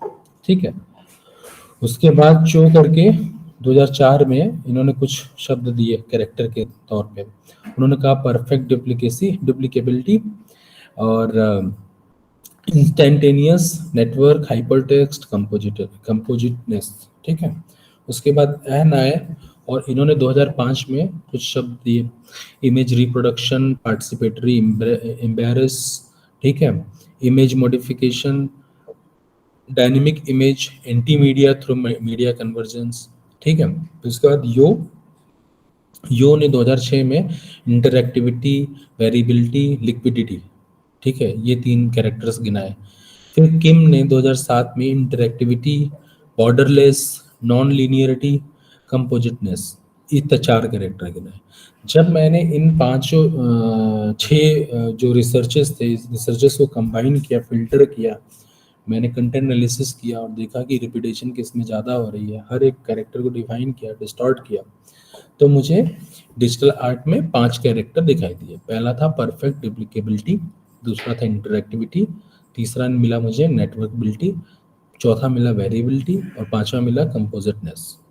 ठीक, तो ये जो 5 जो हम कैरेक्टर हम गिना रहे हैं, उसके पीछे की ये कहानी है। ठीक है, अब हम समझते हैं 5 कैरेक्टर अपने आप में कहते क्या हैं। ठीक है, तो सबसे पहले आती है बात इसकी परफेक्ट डुप्लीकेबिलिटी की। ठीक है, डुप्लीकेट डिजिटल आर्ट में ना, जब हम परफेक्ट डुप्लीकेबिलिटी की बात करते हैं तो बेसिकली दोहराव की बात कर रहे हैं। प्योर जो दोहराव है ना, एक बढ़िया वाला परफेक्ट दोहराव, उसके बारे में बात करते हैं। तो डिजिटल आर्ट में, डिजिटल वर्ल्ड में जो भी चीज़ें अवेलेबल है, कुछ चीज़ें जो है बिट्स के रूप में एब्स्ट्रैक्टेड है एक तरीके से। ठीक है, जिसका मूल रूप से जब भी हम कुछ प्रोड्यूस कर रहे होते हैं, जब भी हम कुछ कर रहे होते हैं, उसका दोहराव ही हो रहा होता है। जैसे कि उदाहरण के तौर पे आप डिजिटल पेंटिंग पोर्ट्रेट बना रहे हैं, ठीक है ना, पेपर में बना रहे हैं पोर्ट्रेट। ठीक है, आप पोर्ट्रेट जब बना रहे होंगे, आपके पास एक ऐसे कागज होगा, एक पेन पेंसिल कुछ होगा, आपने एक लाइन खींची आईब्रो के लिए, फिर उसके ऊपर जो हेयर्स होता है आईब्रो का, उस हेयर्स के लिए कई सारे स्ट्रोक चला रहे होंगे। ठीक है, जब आप मैनुअली कर रहे होते हैं, वो सारे स्ट्रोक डिफरेंट होते हैं। ठीक है, एकदम इंच कॉपी नहीं होते, सेंटीमीटर से आप जो है उस तरीके से नहीं कर रहे होते हैं। ठीक है ना। जब आप डिजिटल कर रहे होते हैं, वहां पे आप क्या कर सकते हैं, आप दोनों कर सकते हैं। आपने एक छोटा हेयर बनाया, अब आप उसी हेयर को कॉपी करके यहाँ पे भी कर सकते हैं, यहाँ पे भी कर सकते हैं, उसको जहां तक आपको करना कर सकते हैं।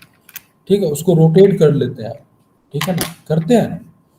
तो वो दोहराव हो रहा है, ठीक है ना। और ये जो भी दोहराव हो रहा होता है, ठीक है ना, अब हम सबको पता है कि जो का कंप्यूटर में जो कंप्यूटर का जो लैंग्वेज होता है वो बाइनरी नंबर्स पे आधारित होता है, 0 और 1 होता है। जो भी हमारा एक्शन होता है, जो भी हमारा कुछ होता है, वो इसी पे रिपीट होता है 1 बाई 1, ठीक है। जो भी कमांड होता है ना, उसका जो कोड बन रहा होगा ना, बाइनरी कोड बन रहा होगा, वो चाहे जितना लंबा या जितना छोटा कोड हो, उसमें 0 या 1 हो। तो हर एक कोड में, हर एक कमांड में, हर किसी आउटपुट में 0 या 1 का जो है दोहराव हो रहा होता है, ठीक है ना। तो जब कोई कलाकृति हम डिजिटल आर्ट में प्रोड्यूस करते हैं, उस कलाकृति में, ठीक है, ये एक जो जो दोहराव होता है उसको हम एक इस तरीके से बोल सकते हैं कि the art of infinite duplication and an aesthetic model, है ना। एक सौंदर्य का जो है एक मॉडल जो है डुप्लीकेशन के थ्रू। मैं एक एग्जांपल दिखा रहा हूँ कि कैसे हम बोलते हैं। ये एक ये है काम है, ठीक है, दो काम अलग अलग है। विक्टर एंडरसन का एक टाइम वर्क है 2002 का।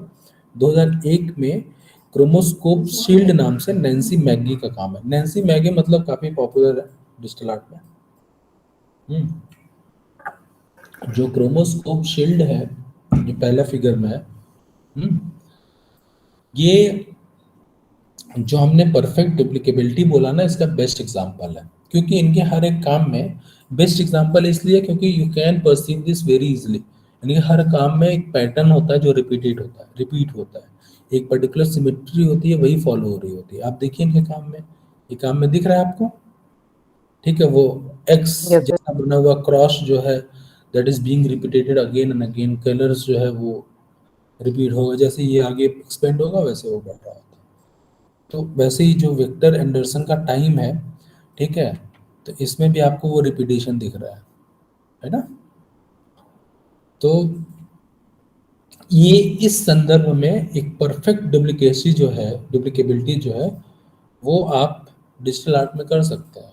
मैंने आपको शुरुआत में बताया कि जब आप वो हेयर्स के लिए स्ट्रोक हाथ से बना रहे होते हैं ना, वो एग्जैक्टली सेम नहीं होता।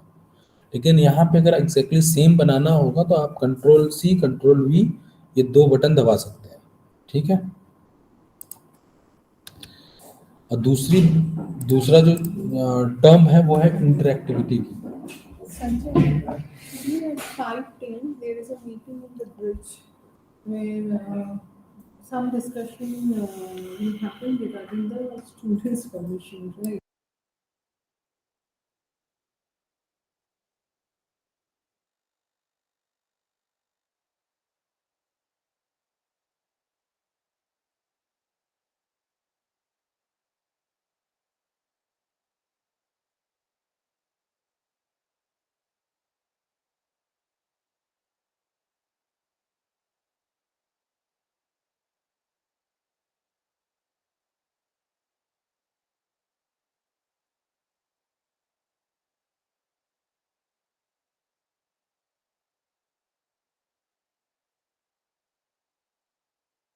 You can tell them that since I have a panel discussion, I have to go.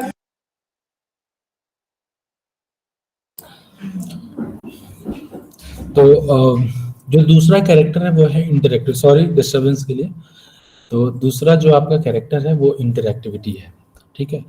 तो जब हम डिजिटल आर्ट में इंटरैक्टिविटी की बात करते हैं, तो जो दर्शक होते हैं ना, जो ऑडियंस है, ठीक है, ये उनकी सहभागिता जो होती है, जब जो वो पार्ट मतलब इंटरैक्ट कर रहे होते हैं, उनकी विशेषताओं को जो है ये संदर्भित करती है, ठीक है।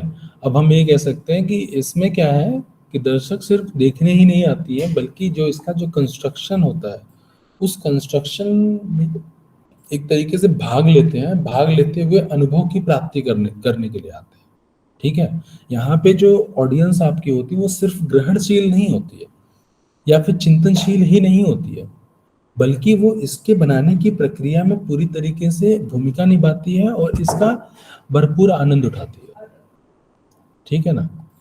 तो ये जो एन है 2005 में इन्होंने इसको इसी तरीके से बोला है, ठीक है ना। हमने installation, video art, performance art, हर चीज़ों को, हर कला की हर चीज़ों में हमने ये बात करी है कि हम लोग, एक कलाकार इस चीज़ को सुनिश्चित करने की कोशिश करता है कि जो भी दर्शक हैं उनकी सहभागिता कैसे भी सुनिश्चित हो, उनकी सहभागिता हो, इसको सुनिश्चित करने की कोशिश करता है, ठीक है। और जो डिजिटल आर्ट है, डिजिटल आर्ट में जो सुनिश्चित करने के लिए एक्सटर्नल फोर्स लगाने की आवश्यकता है वो है नहीं, ठीक है। वो इंटरेक्ट कर लेता है। कैसे? आपको गूगल पे आप इमेज खोजते हैं, ठीक है, आपको कोई इमेज बहुत अच्छी लगती है, आप उसको अपना वॉलपेपर बना लेते हैं, ठीक है। जो वॉलपेपर जिसने बनाया उस कलाकार ने आपसे कहा नहीं कि आप वॉलपेपर लगाइए, लेकिन आप लगा लेते हैं ना। जब आप वॉलपेपर लगा रहे होते हैं तो आप उसमें एडिटिंग कर रहे होते हैं, जो भी आपके पास टूल्स अवेलेबल होता है, कट करते हैं, लगा देते हैं, ठीक है। दिवाली आती है, दशहरा आता है, आपको विश करना होता है, आप परफेक्ट वाला जो है एक जो डिजिटल कार्ड होता है ना, विशिंग कार्ड होता है, ग्रीटिंग कार्ड होता है, उसको डाउनलोड करते हैं, भेजते हैं, उसमें अपना नाम भी लगा देते हैं या कुछ चीजें ऐड कर लेते हैं, है ना, ये करते हैं ना, यस सर। है ना। तो इस तरीके से जो सहभागिता, जो इंटरैक्टिविटी है वो बढ़ती है ना। तो जो डिजिटल आर्ट में इंटरैक्टिविटी होती है, वो जो काम में कंट्रीब्यूट कर रही होती है, वो जो कंट्रीब्यूशन होता है वो एक नवीन, एक नॉवेल एक्सप्लोरेशन, ठीक है, और कॉम्बिनेशन, या फिर ऐसा बोल सकते हैं कि उस काम में उसका अपना योगदान, इस तरीके से हम उसको जो है सागरबित कर सकते हैं। तो अल्टीमेटली क्या है कि जो इंटरैक्टिविटी जो चीज है, जो एक इंटरैक्टिविटी एक ऐसा चीज है, एक ऐसी अवस्था है या एक ऐसा अभ्यास है जिसमें जो दर्शक है और जो कला है उसके बीच में जो बातचीत है ना, जो कन्वर्सेशन है, वो जो है प्रॉपरली किया जाता है, ठीक है। ये चीज हमने इसके बारे में इंस्टॉलेशन में बहुत डिटेल में समझा है, तो आप वही चीज उठाइए यहाँ पे ला दीजिए। बस अंतर इतना है कि वहां पे कलाकार को सुनिश्चित करना पड़ता है, यहाँ पे कलाकार को सुनिश्चित करने के लिए कोई एक्सटर्नल फोर्स नहीं लगाना पड़ता, ठीक है ना। एग्जाम्पल के लिए आप ये दो काम देख सकते हैं, इलेक्ट्रोलैंड इंटरैक्टिव 2006 का ये काम है, दूसरा है figure decoi Aegis hyposurface 2001 का। अब जो इलेक्ट्रोलैंड है ये कुछ एक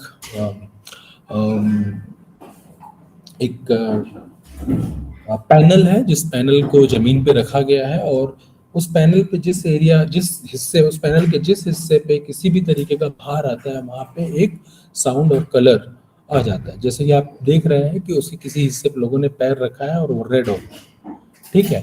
अब क्या है ना कि जब इस तरीके से आदमी ये डिजिटल पैनल है बाय द वे, ठीक है, डिजिटली ये चल रहा है ना।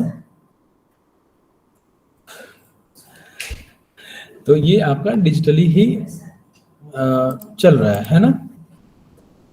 अब इसमें क्या है कि जैसे एक पे दबाव डलता है, भार पड़ता है, दूसरा कलर जाता है, तो दूसरा जो दर्शक पार्टिसिपेट कर रहा होता है वो स्वतः ही जो है दूसरा पैर रखता है ना, और रखता जाता है, इंटरेक्ट करता जाता है। वैसे ही जो डेको आई में क्या है कि as people can touch the screen the things will be change, ठीक है, और वैसे ही वो टच करना मतलब शुरू कर देता, ठीक वैसे ही जो मरीना के परफॉर्मेंस पे लोग करते थे, ठीक है। इंटरैक्टिविटी के बाद नेटवर्केबिलिटी जो है इसका एक कैरेक्टर है, ठीक है, तो तीसरा कैरेक्टर है।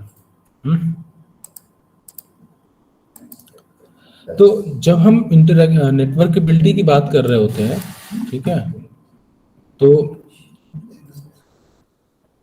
जो हाइपरटेक्स्ट मतलब जो आपका एल्गोरिदम है उसमें हाइपरटेक्स्ट एक स्ट्रक्चर है, ठीक है ना। तो उसमें डिजिटल आर्ट की उसके उस स्ट्रक्चर में जो है डिजिटल आर्ट की नेटवर्केबिलिटी के बारे में पता चलता है, ठीक है। और ये जो डिफरेंट पीसेस है ना आर्ट के, ये सब जो है जो ह्यूमन का जो एक कहते हैं ना मन है जो उसका, ठीक है, उस मन के जुड़ाव की स्वतंत्रता को दर्शाने के लिए हम लोग जो है इसको टॉलरेट करते हैं, ये हाइपर टेक्स्ट को, ठीक है। और ये एक एंडलेस और एक क्षैतिज रूप से जो है हॉरिजॉन्टली ये फैला हुआ है, ठीक है ना।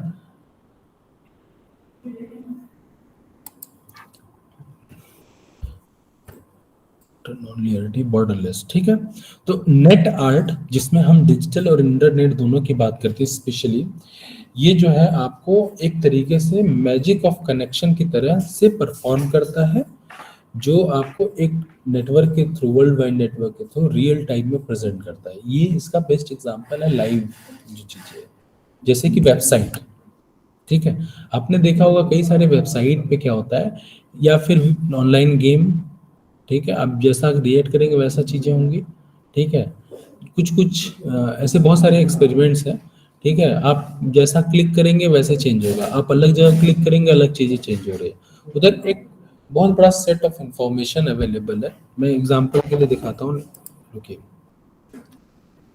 एग्जांपल के लिए ना, ये पहला वाला देखिए काम, जो स्मार्ट मनी करके है, मार्केट मैप 2003 का प्रोड्यूस किया हो गया। इसमें क्या किया इन्होंने, 500 अमेरिकन कंपनीज का जो मार्केट पीस है ना, प्राइस है ना, उसको उन्होंने एक जगह रियल टाइम में लगा के रखा। अब क्या है कि ये जो स्टॉक एक्सचेंज होता है, जहाँ से शेयर का रेट घटता बढ़ता है, उसके साथ ये जो है कनेक्ट है ना। अब जैसे ही शेयर का रेट बढ़ेगा तो जो नेटवर्थ है ना वो बढ़ जाएगी, घटेगा नेटवर्थ है कम हो जाएगी, तो वो उसके साथ कनेक्टेड है, ठीक है, हाइपर लिंक्ड है ना। तो अब क्या होगा कि जो अलग अलग कलर के शेड दिख रहा है, रेड है, कहीं ग्रीन है, डार्क ग्रीन है, लाइट ग्रीन है, डेटा विजुअलाइजेशन में सबसे ज्यादा यूज आता है इसका, ठीक है। मैंने आपको शुरुआत में बोला था, अलग अलग फील्ड में लोगों ने अपने काम को और ज्यादा सुंदर बनाने के लिए आर्ट का इस्तेमाल किया। अब उस आर्ट का क्रिएशन किसने किया, आर्टिस्ट ने किया, डिजिटल आर्टिस्ट ने किया। इस वजह से डिजिटल आर्ट का जो पर्पस है ना, उसमें एक बहुत बड़ा एक्सपेंशन है, ठीक है। अब डेटा विजुअलाइजेशन भी एक ऐसी चीज है, आप देखते हैं आजकल हर कोई जो है बहुत सुंदर सुंदर इंफोग्राफिक्स का इस्तेमाल करता है, ठीक है, अपनी बातों को कहने के लिए, इंफॉर्मेशन फ्लो को दिखाने के लिए। मोस्टली आप जब पब्लिक प्लेसेस में जाएंगे, people has started the responsible people has started um, portraying the shape symbols, they are putting symbols instead of writing any word, ठीक है। जैसे कि टॉयलेट का सिंबल होगा, लेडीज और जेंट्स का जो एक कैटेगरी है उसके लिए उनका इमेजेस डालते हैं, बिकॉज उसके पीछे का लॉजिक भी बहुत वैलिड है कि हर कोई एक लैंग्वेज की जानकार नहीं हो सकते, लेकिन हर कोई विजुअल्स को समझ सकता है, ठीक है। शायद एक ये भी वजह है कि डिजिटल शिफ्ट जो अलग अलग डोमेन का लोगों का हुआ, उनको इस चीज की जरूरत आन पड़ी, और इसकी जो हेल्प लेके उन्होंने अपना काम किया, है ना। तो इस एग्जांपल में जो आपको स्मार्ट मनी मार्केट कैप 2003 का काम दिख रहा है, इसमें क्या है कि वो हाइपर लिंक्ड है उस डेटा से, जो डेटा जो है डायनेमिक है, चेंज हो रहा है ना। उसी हिसाब से वो जो अलग अलग कंपनीज है ना, उनका साइज जो है चेंज हो रहा है, बढ़ रहा है। तो जब आप इसको देख रहे होंगे वेबसाइट पे, तो जो बॉक्स आपको छोटा दिख रहा है वो थोड़ा बड़ा भी हो सकता है, कम हो सकता है, वो लाइव चेंज होता रहेगा, उस पर आपका कोई कंट्रोल नहीं है, उस पर उस कलाकार का भी शायद कोई उतना कंट्रोल नहीं है। वो मीडिएटर एक हो सकता है जिसको उस हाइपर लिंक को ऑफ कर सकता है, लेकिन जब तक वो ऑन है ना, तब तक किसी का कोई कंट्रोल नहीं है। जैसे वहां चेंज हो रहा है वैसे यहाँ चेंज हो रहा है। तो डिजिटल आर्ट के कैरेक्टर के बारे में बात करें तो नेटवर्कबिलिटी भी एक इसका कैरेक्टर है in term of modern uses, ठीक है। नेक्स्ट बारी आती है आपकी वेरिएबिलिटी की, ठीक है। जब हमने आगे देखा था वेरिएबिलिटी का इस वाले टेबल में, तो वेरिएबिलिटी में कुल मिला के लगभग 7 जो है कैरेक्टर्स अलग अलग ऑथर ने एक्सप्रेस किया। इसमें ट्रांसफॉर्मेशन, डीजनरेशन, ठीक है, condensation, alteration, dynamic image modification, dynamic image variability, liquidity, ये सब चीजें आई, है ना। एक मिनट, है ना।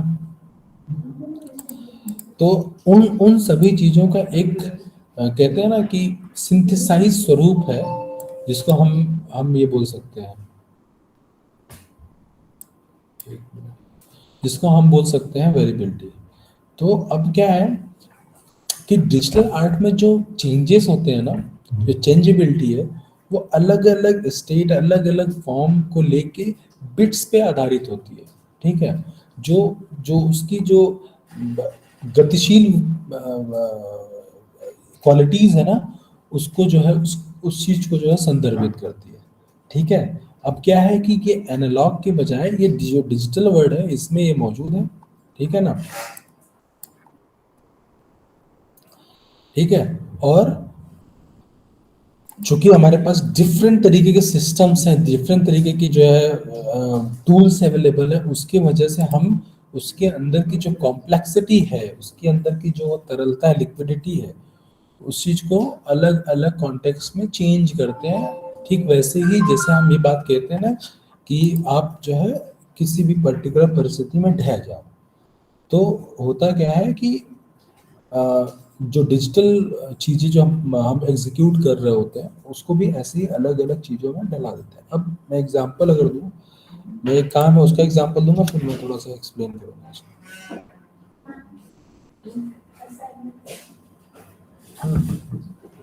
Keep on the table. Keep on the table. Keep on the table. Just keep it in this way. This format you should two will come. Three rows will come. So There are few students who haven't submitted. One section submitted to you again. ठीक है, तो इसमें डस्ट्राफ एक अच्छा example है। ठीक है, variability का।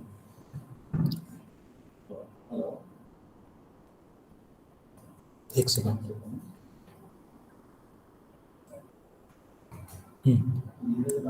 तो जब हम ये आपको नहीं दिख रहा है क्या? दिख रहा है ना ये स्क्रीन? दिख रहा है।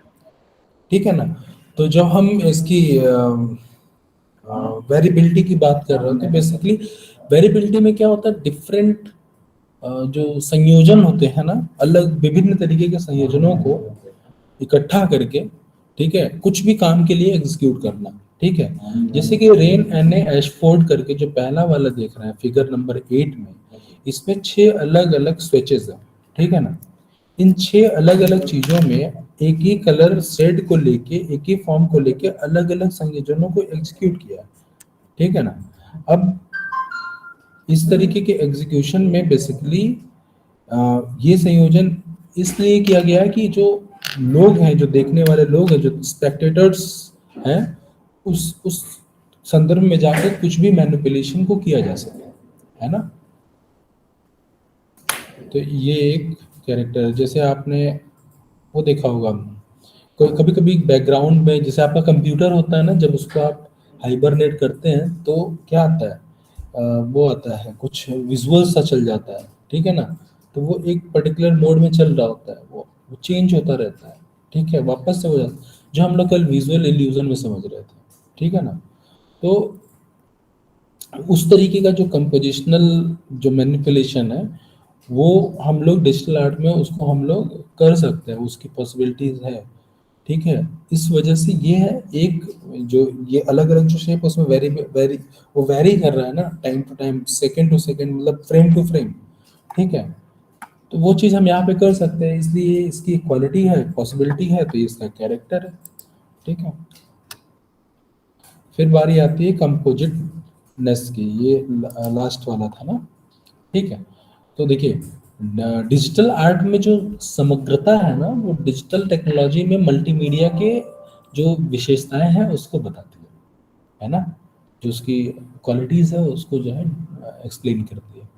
तो डिजिटल कला में जो ऑडियंस होता है, उनके जो सेंसेस होते हैं, उसको उत्तेजित करने के लिए जो अपोजिट सामग्री है, जो जो भी चीजें अवेलेबल है, ठीक है ना, उन अपोजिट चीजों को लेके जो है आप कुछ भी सृजन करते हैं, उसके लिए अभिव्यंजक तरीकों का आप इस्तेमाल करते हैं। ठीक है,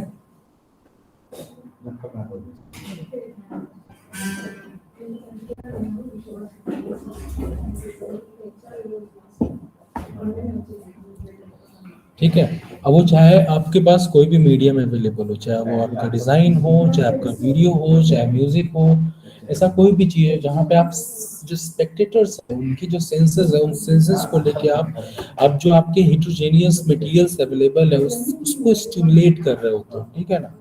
that time it is kind of composition, but जब आप इसका इस्तेमाल कर रहे होते हैं डिस्प्ले के लिए, तो आप जो हमारे एस्थेटिक्स चीजें हैं वो उनका और जो भी लैंग्वेजेस हैं उसका रिफ्लेक्शन उस डिजिटल मीडिया में दिखता है, ठीक है। एग्जाम्पल के लिए ये देखिए, जो डेट्रोनॉमी करके फिगर 10 है, ठीक है, ये एक कोलाज है, ठीक है, यह एक डिजिटल कोलाज है, ठीक है, जिसके लिए जो वेब कैम है, पिक्चर है, फ्लैश एनिमेशन है, photography, scanning, sound effect, everything has been used for this. Okay, so when you are interacting with this image uh, with the help of internet, the tools, with the help of web camera, so you are going to change the perception, ठीक है। तो जो ऐसी चीजें होती हैं वो क्या है, जो आपका कंपोजिशन है दैट हैज बीन चेंज्ड। आप अलग तरीके से खड़ा होकर इंटरेक्ट करेंगे। फॉर एग्जांपल इफ यू आप वेब कैम से कनेक्ट करते हैं तो आपका यहाँ पे जो रेड कलर का स्पॉट है वो आपके जो बॉडी पोस्चर है उसका स्पॉट जैसा, वो जो भी एक आदमी देख रहा होगा वेब कैम के थ्रू उस चीज को, उसके बॉडी पोस्चर का वो एक रिफ्लेक्शन है, ठीक है। अब मान लीजिए उसका पोस्चर चेंज होता है, उसका शेप मोटा आदमी है, पतला आदमी है, ठीक है, तो अकॉर्डिंगली ये चीजें चेंज होगा। अगर ये चेंज हो रहा है तो कंपोजिशन में भी बदलाव आया, ठीक है। तो ये सब चीजें, ये जैसे कि मतलब एक अच्छा एग्जांपल दो जो आपको समझ में आए, ठीक है। तो लेंस कार्ट आपने नाम सुना है? Yes sir. सुना है ना। तो उसकी जब कभी वेबसाइट पे या मोबाइल एप्लीकेशन में जाएंगे तो वो एक सुविधा देता है कि आप अपना फेस पे जो डिफरेंट फ्रेम्स वो सेल कर रहा है, जो आप पिक करते हैं वो अपने फेस पे लगा के देख सकते हैं कि कैसा दिख रहा है, ठीक है। अब समझ लीजिए कि वही चीज जो है आप आर्ट, डिजिटल आर्ट के थ्रू जो है एक पर्टिकुलर जो एक्सपीरियंस है उसके लिए कर रहा है, उसके लिए वो मैनिपुलेशन कर रहा है। तो वो चीज आपका कंपोजिटनेस में आता है जो कि एक डिजिटल आर्ट का कैरेक्टर है, ठीक है। अब सवाल ये आता है कि डिजिटल आर्ट के लिए बेसिक किन चीज़ों की आपको रिक्वायरमेंट होनी चाहिए जो पड़ेगी। तो देखिए बड़ा सिंपल सा चीज़ है, आपको दोनों जो हार्डवेयर और सॉफ्टवेयर है दोनों कंपोनेंट से कुछ कुछ चीज़ों की आवश्यकता पड़ेगी। जब मैं हार्डवेयर की बात करूँगा तो आपके पास कंप्यूटर होना चाहिए सबसे पहले, जैसे कि डेस्कटॉप हो, लैपटॉप हो, ठीक है, अब चाहे जिस भी कंपनी का हो, और या फिर आपके पास कोई ग्राफिक्स टैबलेट हो, पेन टैबलेट, वैकॉम वगैरह का हो, स्टाइलस के साथ हो, ठीक है। सॉफ्टवेयर के बारे में बात करूँ तो कोई भी इलस्ट्रेशन वाला सॉफ्टवेयर हो, ठीक है, या फिर जिसमें कुछ भी आप बना सकते हैं, जैसे कि कोरल ड्रॉ हुआ, ठीक है, एडोबी इलस्ट्रेटर हुआ, ठीक है, फोटोशॉप हुआ, ऐसे ऑटोडेस्क स्केचबुक हुआ, ऐसे जो भी सॉफ्टवेयर है जहाँ पे आप कुछ भी क्रिएट कर सकते हैं वो भी आपके पास होना चाहिए। इसके साथ साथ सबसे इम्पोर्टेंट बात यह है, अगर आप डिजिटल पेंटिंग करना चाहते हैं तो आपके पास डिजिटल पेंट ब्रशेज होने चाहिए। जो डिजिटल पेंट ब्रशेज होते हैं वो सॉफ्टवेयर का ही एक टूल होता है। तो ये बेसिक रिक्वायरमेंट्स है जो आपके पास होनी चाहिए अगर कोई भी डिजिटल आर्टिस्ट, ठीक है। अब सबसे अच्छी चीज ये है कि अभी हम लोग जो बात करेंगे, ठीक है, वो ये है कि फाइनेंशियल आउटकम क्या हो सकता है डिजिटल आर्ट का। जैसे कि पेंटिंग या स्कल्पचर ऐसा कुछ किया, हम उसको सेल करते हैं, उसके बायर होते हैं, आर्ट लवर होते हैं, दे परचेज करते हैं। लेकिन आप डिजिटल पेंटिंग करते हैं तो उसके जो फाइनेंशियल आउटकम्स हो सकते हैं वो क्या हो सकते हैं। बहुत स्मॉल, मतलब बहुत बेसिक बात है, ठीक है। जैसे कि सेल आर्ट पेंट प्रिंट्स, तो जो भी आप कुछ प्रोड्यूस कर रहे हैं उसके प्रिंट्स आप सेल कर सकते हैं। और बहुत सारे ऐसे प्लेटफॉर्म्स हैं जहाँ पे ये लोग सेल करते हैं, ठीक है, जैसे कि आर्टसी है, सोसाइटी 6 है, शॉपिफाई है, साची आर्ट है, ऐसे तमाम जो है प्लेटफॉर्म्स है जहाँ पे आप इनके प्रिंट्स को सेल कर सकते हैं। नंबर 2 आता है आपका start a print on demand art brand, ठीक है। तो कई बार क्या होता है कि कुछ अलग अलग कॉन्टेक्स्ट में अलग अलग organization they required some specific visual, maybe it's a symbol, ठीक है। उसके साथ क्या करते हैं कि वो उसको प्रोड्यूस करते हैं, रिप्रोड्यूस करते हैं ऑन डिफरेंट सरफेस, ठीक है। हो सकता है वो टी शर्ट हो, कप हो, ठीक है, कुछ भी हो सकता है ना।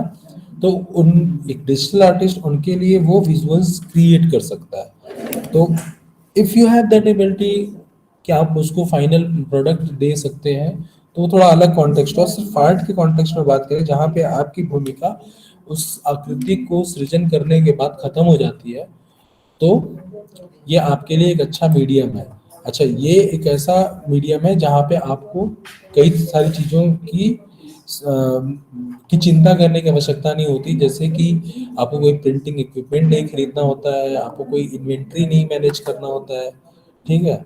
आपको मतलब कहीं पे इसको भेजना नहीं होता है, मतलब लॉजिस्टिक की कोई चिंता नहीं है, कोई मिनिमम ऑर्डर जैसी चीजें नहीं है, और कोई बहुत ज्यादा टाइम नहीं लगना है। आपने एक बनाया, जितने चाहिए आप ले सकते हैं, आप उसके लिए रॉयल्टी तय कर लेते हैं, ठीक है ना। अच्छा, वो उसके लिए भी क्या काम में आता है वो भी अभी मैं डिस्कस करूंगा।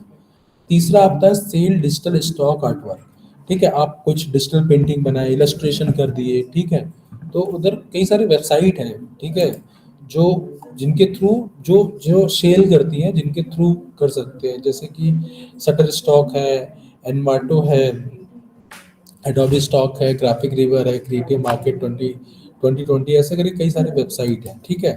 अब इन वेबसाइट पे आप जो है कुछ, जैसे कि कुछ फ़ॉन्ट्स होते हैं, डिजिटल स्टिकर्स होते हैं, कुछ इमेजेस होते हैं, फोटोग्राफ्स होते हैं, everything you can produce digitally, और आप वहाँ पे जाके सेल के लिए रख सकते हैं। कमीशंस जॉब कर सकते हैं, किसी को किसी चीज़ की ज़रूरत है, किसी ऑर्गेनाइजेशन को, ठीक है, और बीच में कोई बंदा है उस ऑर्गेनाइजेशन के लिए काम करवा रहा है, तो वो आप कर सकते हैं। फ्रीलांसिंग करते हैं लोग, ठीक है। डिजिटल आर्ट के बारे में, आप डिजिटल आर्ट के बारे में ऑनलाइन जो प्लेटफॉर्म्स है उनका यूज करके यू कैन टीच देयर, ठीक है। आप बुक्स क्रिएट कर सकते हैं, अपना वीडियो चैनल, यूट्यूब चैनल भी स्टार्ट कर सकते हैं, है ना। तो there are so many other option, उसको आप यूज में ला सकते हैं, ठीक है। इसके बाद बात करते हैं कि डिजिटल आर्ट के मेन कंसर्न्स क्या है। जब हम डिजिटल आर्ट के मेन कंसर्न के बारे में बात करते हैं ना, तो देखिए सबसे पहले तो इसी चीज़ से यही कंसर्न होता है कि ये जो आर्गुमेंट है ना कि डिजिटल आर्ट रियल आर्ट है कि नहीं है, ठीक है ना, एक यही है। क्योंकि हर वक्त, क्योंकि we have different set of mind ना, जो जिनकी अपनी अलग अलग मान्यताएं हैं, उस मान्यताओं के हिसाब से ही वो मतलब चीज़ों को लेकर रिएक्ट करेंगे, जो भी डिबेट है उस डिबेट में कूदेंगे, ठीक है। अब ट्रेडिशनल आर्टिस्ट जो है, कुछ आर्ट वर्क फिजिकली, जो उसका फिजिकल एग्जिस्टेंस है उसके थ्रू, जैसे कि कुछ मटेरियल को थ्रू अपना हाथ यूज करके कोई मतलब टेक्नोलॉजिकल सपोर्ट के बिना प्रोड्यूस करता है, ठीक है, तो उसको उसको लेके एक अलग फीलिंग हो सकती है। अगर वहीं पे कोई इलेक्ट्रॉनिक डिवाइसेस को लेके प्रोड्यूस करता है, तो उस पर्टिकुलर आर्ट को लेके उस आर्टिस्ट की अपनी एक अलग फीलिंग होगी। Now it is completely depends on the persons, the people, the layman, उनकी नीड क्या है, वो क्या अफोर्ड कर सकते हैं, ठीक है, उस हिसाब से जाता है। अब यहाँ पे दो बातें, या तो आप उसको पर्पस ऑफ द आर्ट के टर्म में देखिए कि पर्पस क्या है, पर्पस फुलफिल हो रहा है तो वहां पे वो जा रहा है कि नहीं जा रहा है, या तो आप ये देख लीजिए कि आप जो है एस्थेटिक या सही आर्ट जो है एग्जीक्यूट कर रहे हैं। वेट,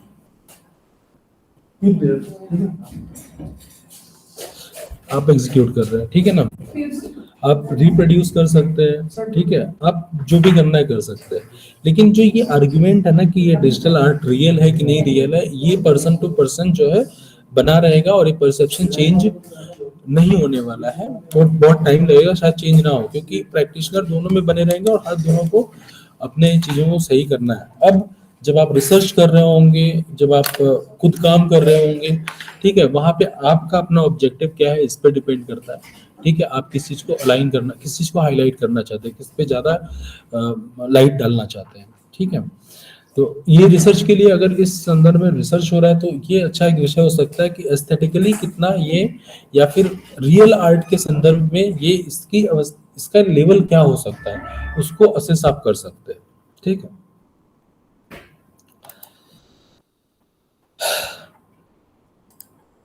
जो दूसरा मेजर कंसर्न है वो मतलब बेसिक है, सब लोग जानते हैं, ठीक है। वो ये है कि इलेक्ट्रॉनिक डिवाइस है तो मशीन जिसपे आप प्रोड्यूस कर रहे हैं, ठीक है। आपका जो है मशीन में सॉफ्टवेयर आ सकता है, सॉरी वायरस आ सकता है, ठीक है। कभी आपका इलेक्ट्रिसिटी जो फ्लक्चुएशन होता है उसकी वजह से आपका काम सेव ना रहा हो सकता है, ठीक है। आपका इन्वॉल्वमेंट उतना हो गया कि आप कंट्रोल एस करना समय समय भूल सकते हैं, ठीक है। आप भूकंप आ सकता है, आपका कंप्यूटर गिर के टूट सकता है, ठीक है, कोई चुरा सकता है। तो ऐसी बहुत सारी चीजें हो सकती है जिससे कि आपके पास 99% प्रोबेबिलिटी होगी कि आप अपने काम को खो देंगे, ठीक है। और आप उसको सेव नहीं, और कई बार क्रैश हो जाता है, ठीक है। चीजें मशीन है, थोड़ा सा हिलता है क्रैश हो जाता है, ठीक है। तो आप बहुत लंबे समय तक नहीं रख पाते। देखिए जो फिजिकल आर्ट वर्क है उसके साथ भी ऐसी कुछ समस्याएं हैं, उसकी अपनी अलग तरीके की। लेकिन उन समस्याओं के लिए क्या है कि जो म्यूजियम है वो लोग डिफरेंट तरीके के केमिकल्स पे वर्क कर रहे होते हैं, उसको प्रिजर्व करते हैं, उसको लॉन्ग तरह तरीके की जैसे कि कंजर्वेशन हो रहा है, ठीक है ना, ये सब चीजें कर रहे होते हैं ताकि उसको लंबे समय तक बनाए रखें। यहाँ पे आप कंजर्वेशन थोड़ी कर सकते हैं। आप यही कर सकते हैं कि आपने अगर बना लिया, आपका काम कंप्लीट है, आप उसको अलग अलग जगह रख सकते हैं। वो टूटा तो यहाँ पे मौजूद है, वो टूटा तो वहां पे मौजूद है, लेकिन वो ऑथेंटिक वर्क, ऑथेंटिसिटी, ठीक है, वो सब बहुत प्रॉब्लमेटिक है। वो जब कभी कभी खुद जो डिजिटल आर्टिस्ट होता है उसको खुद अपने आप में भी ये चीज बुरा लगता है, ठीक है। तो आर्काइवल के मामले में एक बहुत बड़ा कंसर्न है टेक्नोलॉजी को लेके। हालांकि हमारे पास जो क्लाउड स्टोरेज है that is very good example, good solution for this in this case, ठीक है। अब हम नेक्स्ट आते हैं एनएफटी के बारे में, ठीक है ना। देखिए जो आर्ट, डिजिटल आर्ट वर्क का जो आप ट्रांजेक्शन करते हैं डिजिटल आर्ट को लेके ना, आप एनएफटीज करते हैं। एनएफटी का मतलब नॉन फंजिबल फंजिबल टोकन्स, ठीक है। ये एक आर्ट को लेके ही आप लोगों ने सुना होगा, पिछले 2-3 सालों में बहुत ये नाम कमाया है, ठीक है। तो बेसिकली ये डिजिटल जो आर्ट है ना उसी को लेके एनएफटीज की बात करते हैं। तो जैसे कि ठीक इसको ऐसे ही समझिए कि डिजिटल आर्ट का जो जो आपके पास आर्ट, डिजिटल आर्ट है वो आपका ही है, ये आप कैसे बोलेंगे? ऑनरशिप आपकी ही है, ये आप कैसे बताएंगे? आपके पास कुछ होना चाहिए ना, कोई सर्टिफिकेट वगैरह। तो कौन देगा सर्टिफिकेट? मान लीजिए आपने कैनवस पे एक पेंटिंग बनाई है, उस पर आपने साइन कर दिया, लेकिन वो पेंटिंग आपके पास है, वो फिजिकली आपके पास मौजूद है। अब भले से आपने कहीं से चुरा के ले लिया हो, आपने बनाया भी नहीं, लेकिन वो मेरे पास है, मेरे पास उसकी ऑनरशिप है, ठीक है, मैंने परचेज किया हुआ भी हो सकता है। लेकिन जो डिजिटल काम है, मैंने अपना, मान लीजिए मेरा बड़ा मन किया, मैंने फेसबुक पे पोस्ट किया, किसी ने डाउनलोड कर लिया, वो अपना पोस्ट कर दिया, उसने बोला मेरा बनाया हुआ है, आपके पास ऑनरशिप तो है नहीं। तो उस ऑनरशिप के लिए आप एनएफटीज लेते हो, ठीक है। नॉन फंजिबल टोकन, फंजिबल मतलब जो ट्रांसफर ना हो सके, जो मतलब रिप्लेस ना किया जा सके, तो ऐसे टोकन्स लेते हैं ताकि आप अपनी ऑनरशिप को इंश्योर कर सकें, जो आपका एक उस पर आधिपत्य हो उसको स्थापित कर सके। तो that is all about NFTs, ठीक है। ये इसलिए बताना डिजिटल आर्ट में जरूरी है क्योंकि एक न्यू ट्रेंड है, ठीक है। तो अब एनएफटी का मतलब एक क्रिएटर के साथ क्या है, मतलब एक आर्टिस्ट के साथ क्या है। तो पहला तो ऑनरशिप है, जो मैंने अभी आपको बताया। तो जो क्रिप्टो करेंसीज वगैरह हैं, ये क्रिप्टो करेंसी वो ट्रांसफरेबल होती है, ठीक है। ये क्रिप्टो करेंसी का जो फंक्शन है ना, जिस तरीके से फंक्शन करता है, बहुत सारे डेटा ट्रांसमिशन के बाद एक क्रिप्टो करेंसी का ट्रांसफर होता है। मतलब अगर मेरे पास एक क्रिप्टो करेंसी है, मैं अगर मान लीजिए किसी को सेल करना चाहता हूँ, अगर वो परचेज करते हैं, तो इस परचेज में ना बहुत सारे जगह जो हमारा डेटा ट्रांसमिशन होता है ना, उस डेटा ट्रांसमिशन के लिए एक डेटा सेंटर काम कर रहा होता है, ठीक है। वो डेटा सेंटर में बहुत हैवी कार्बन एमिशन वगैरह होता है, ठीक है। तो वो जो डेटा सेंटर काम कर रहा होता है ना, वो कई जगह, वो जो सूचनाएं होती है ना, गणनाएं जो होती है ना, जीरो, वो कई जगह हो रही होती है, क्योंकि उसके रिकॉर्ड कई जगह होते हैं। इस कई जगह गणनाओं में ना बहुत ज्यादा इलेक्ट्रिसिटी जो है कंज्यूम होता है, ठीक है। इसी वजह से हर बार हर ट्रांजेक्शन में जो क्रिप्टो करेंसी होती है उसकी वैल्यू बढ़ जाती है हर ट्रांजेक्शन में। लेकिन क्रिप्टो करेंसी जो है वो ट्रांसफरेबल है, अब मेरे पास है, मैं आपको बेच सकता हूँ। लेकिन जो NFT है वो ट्रांसफरेबल नहीं, वो मेरा है तो मेरे पास है, वो सर्टिफिकेट है। आप अपनी डिग्री किसी को बेच सकते हैं? नहीं ना बेच सकते हैं, तो ये समझ लीजिए वो आपकी कला की डिग्री है। ठीक है। दूसरा ये है कि चूंकि आपके पास NFT है तो आपके पास एक इनोवेटिव तरीका हो गया है इनकम को जनरेट करने का। आप लोगों को परमिशन दे सकते हैं, उसके लिए आप रॉयल्टी ले सकते हैं, वो आपके काम का यूज कर सके। ठीक है। और ग्लोबल रीच, NFTs जो है पूरे वर्ल्ड में NFTs का एक कल्चर है। हर जगह अगर आपको यहाँ से कहीं पे भी भेजना होगा, कहीं से भी लेना होगा, तो ये NFTs you can create NFTs globally. ठीक है। आपने सोशल मीडिया पे अनाउंस किया कि मैं अपना NFT जारी कर रहा हूँ, कोई भी आदमी आके आपका इवेल्युएशन करके उस काम का ओनरशिप ले सकता है वर्ल्ड में।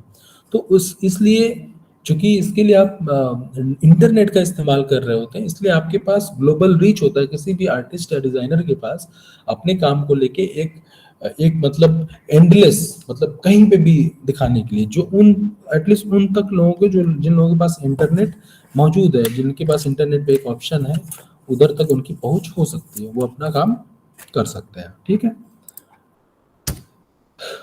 तीसरा हैवी इकोलॉजिकल फुटप्रिंट, ये मैंने आपको एक्सप्लेन किया है। ठीक है ना, कि जो NFTs होती है उसमें NFT में भी बहुत डेटा ट्रांसमिशन होता है, तो एक इकोलॉजी के तौर पे काफी इसका इफेक्ट है। अब उदाहरण के तौर पे ये जो ब्लैक कलर का आपको काम दिख रहा है ना, एक फ्रेंच आर्टिस्ट है जॉनी लेमेसियर नाम से। इन्होंने रिसेंटली अभी कुछ समय पहले जो है, इन्होंने अपना यही मेरे ख्याल से 3 या 4 सेकेंड का जो है एक जिप फाइल है, जो काला वाला दिख रहा है, थोड़ा सा घूमेगा। ठीक है। इसको जो है इसका NFT जो है इशू किया। ठीक है। 10 सेकेंड में NFT सेल हो गया। ठीक है। 10 सेकेंड लगा था। ठीक है। और अब वो 10 सेकेंड में इतना ज्यादा वो हुआ,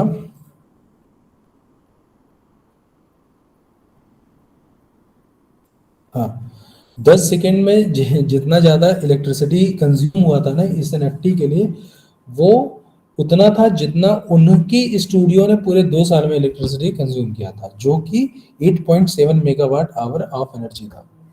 ठीक है। तो एक हेफ्टी इकोलॉजिकल फुटप्रिंट है इसके लिए NFT को लेकर। ठीक है। बस इतना ही आज के लिए।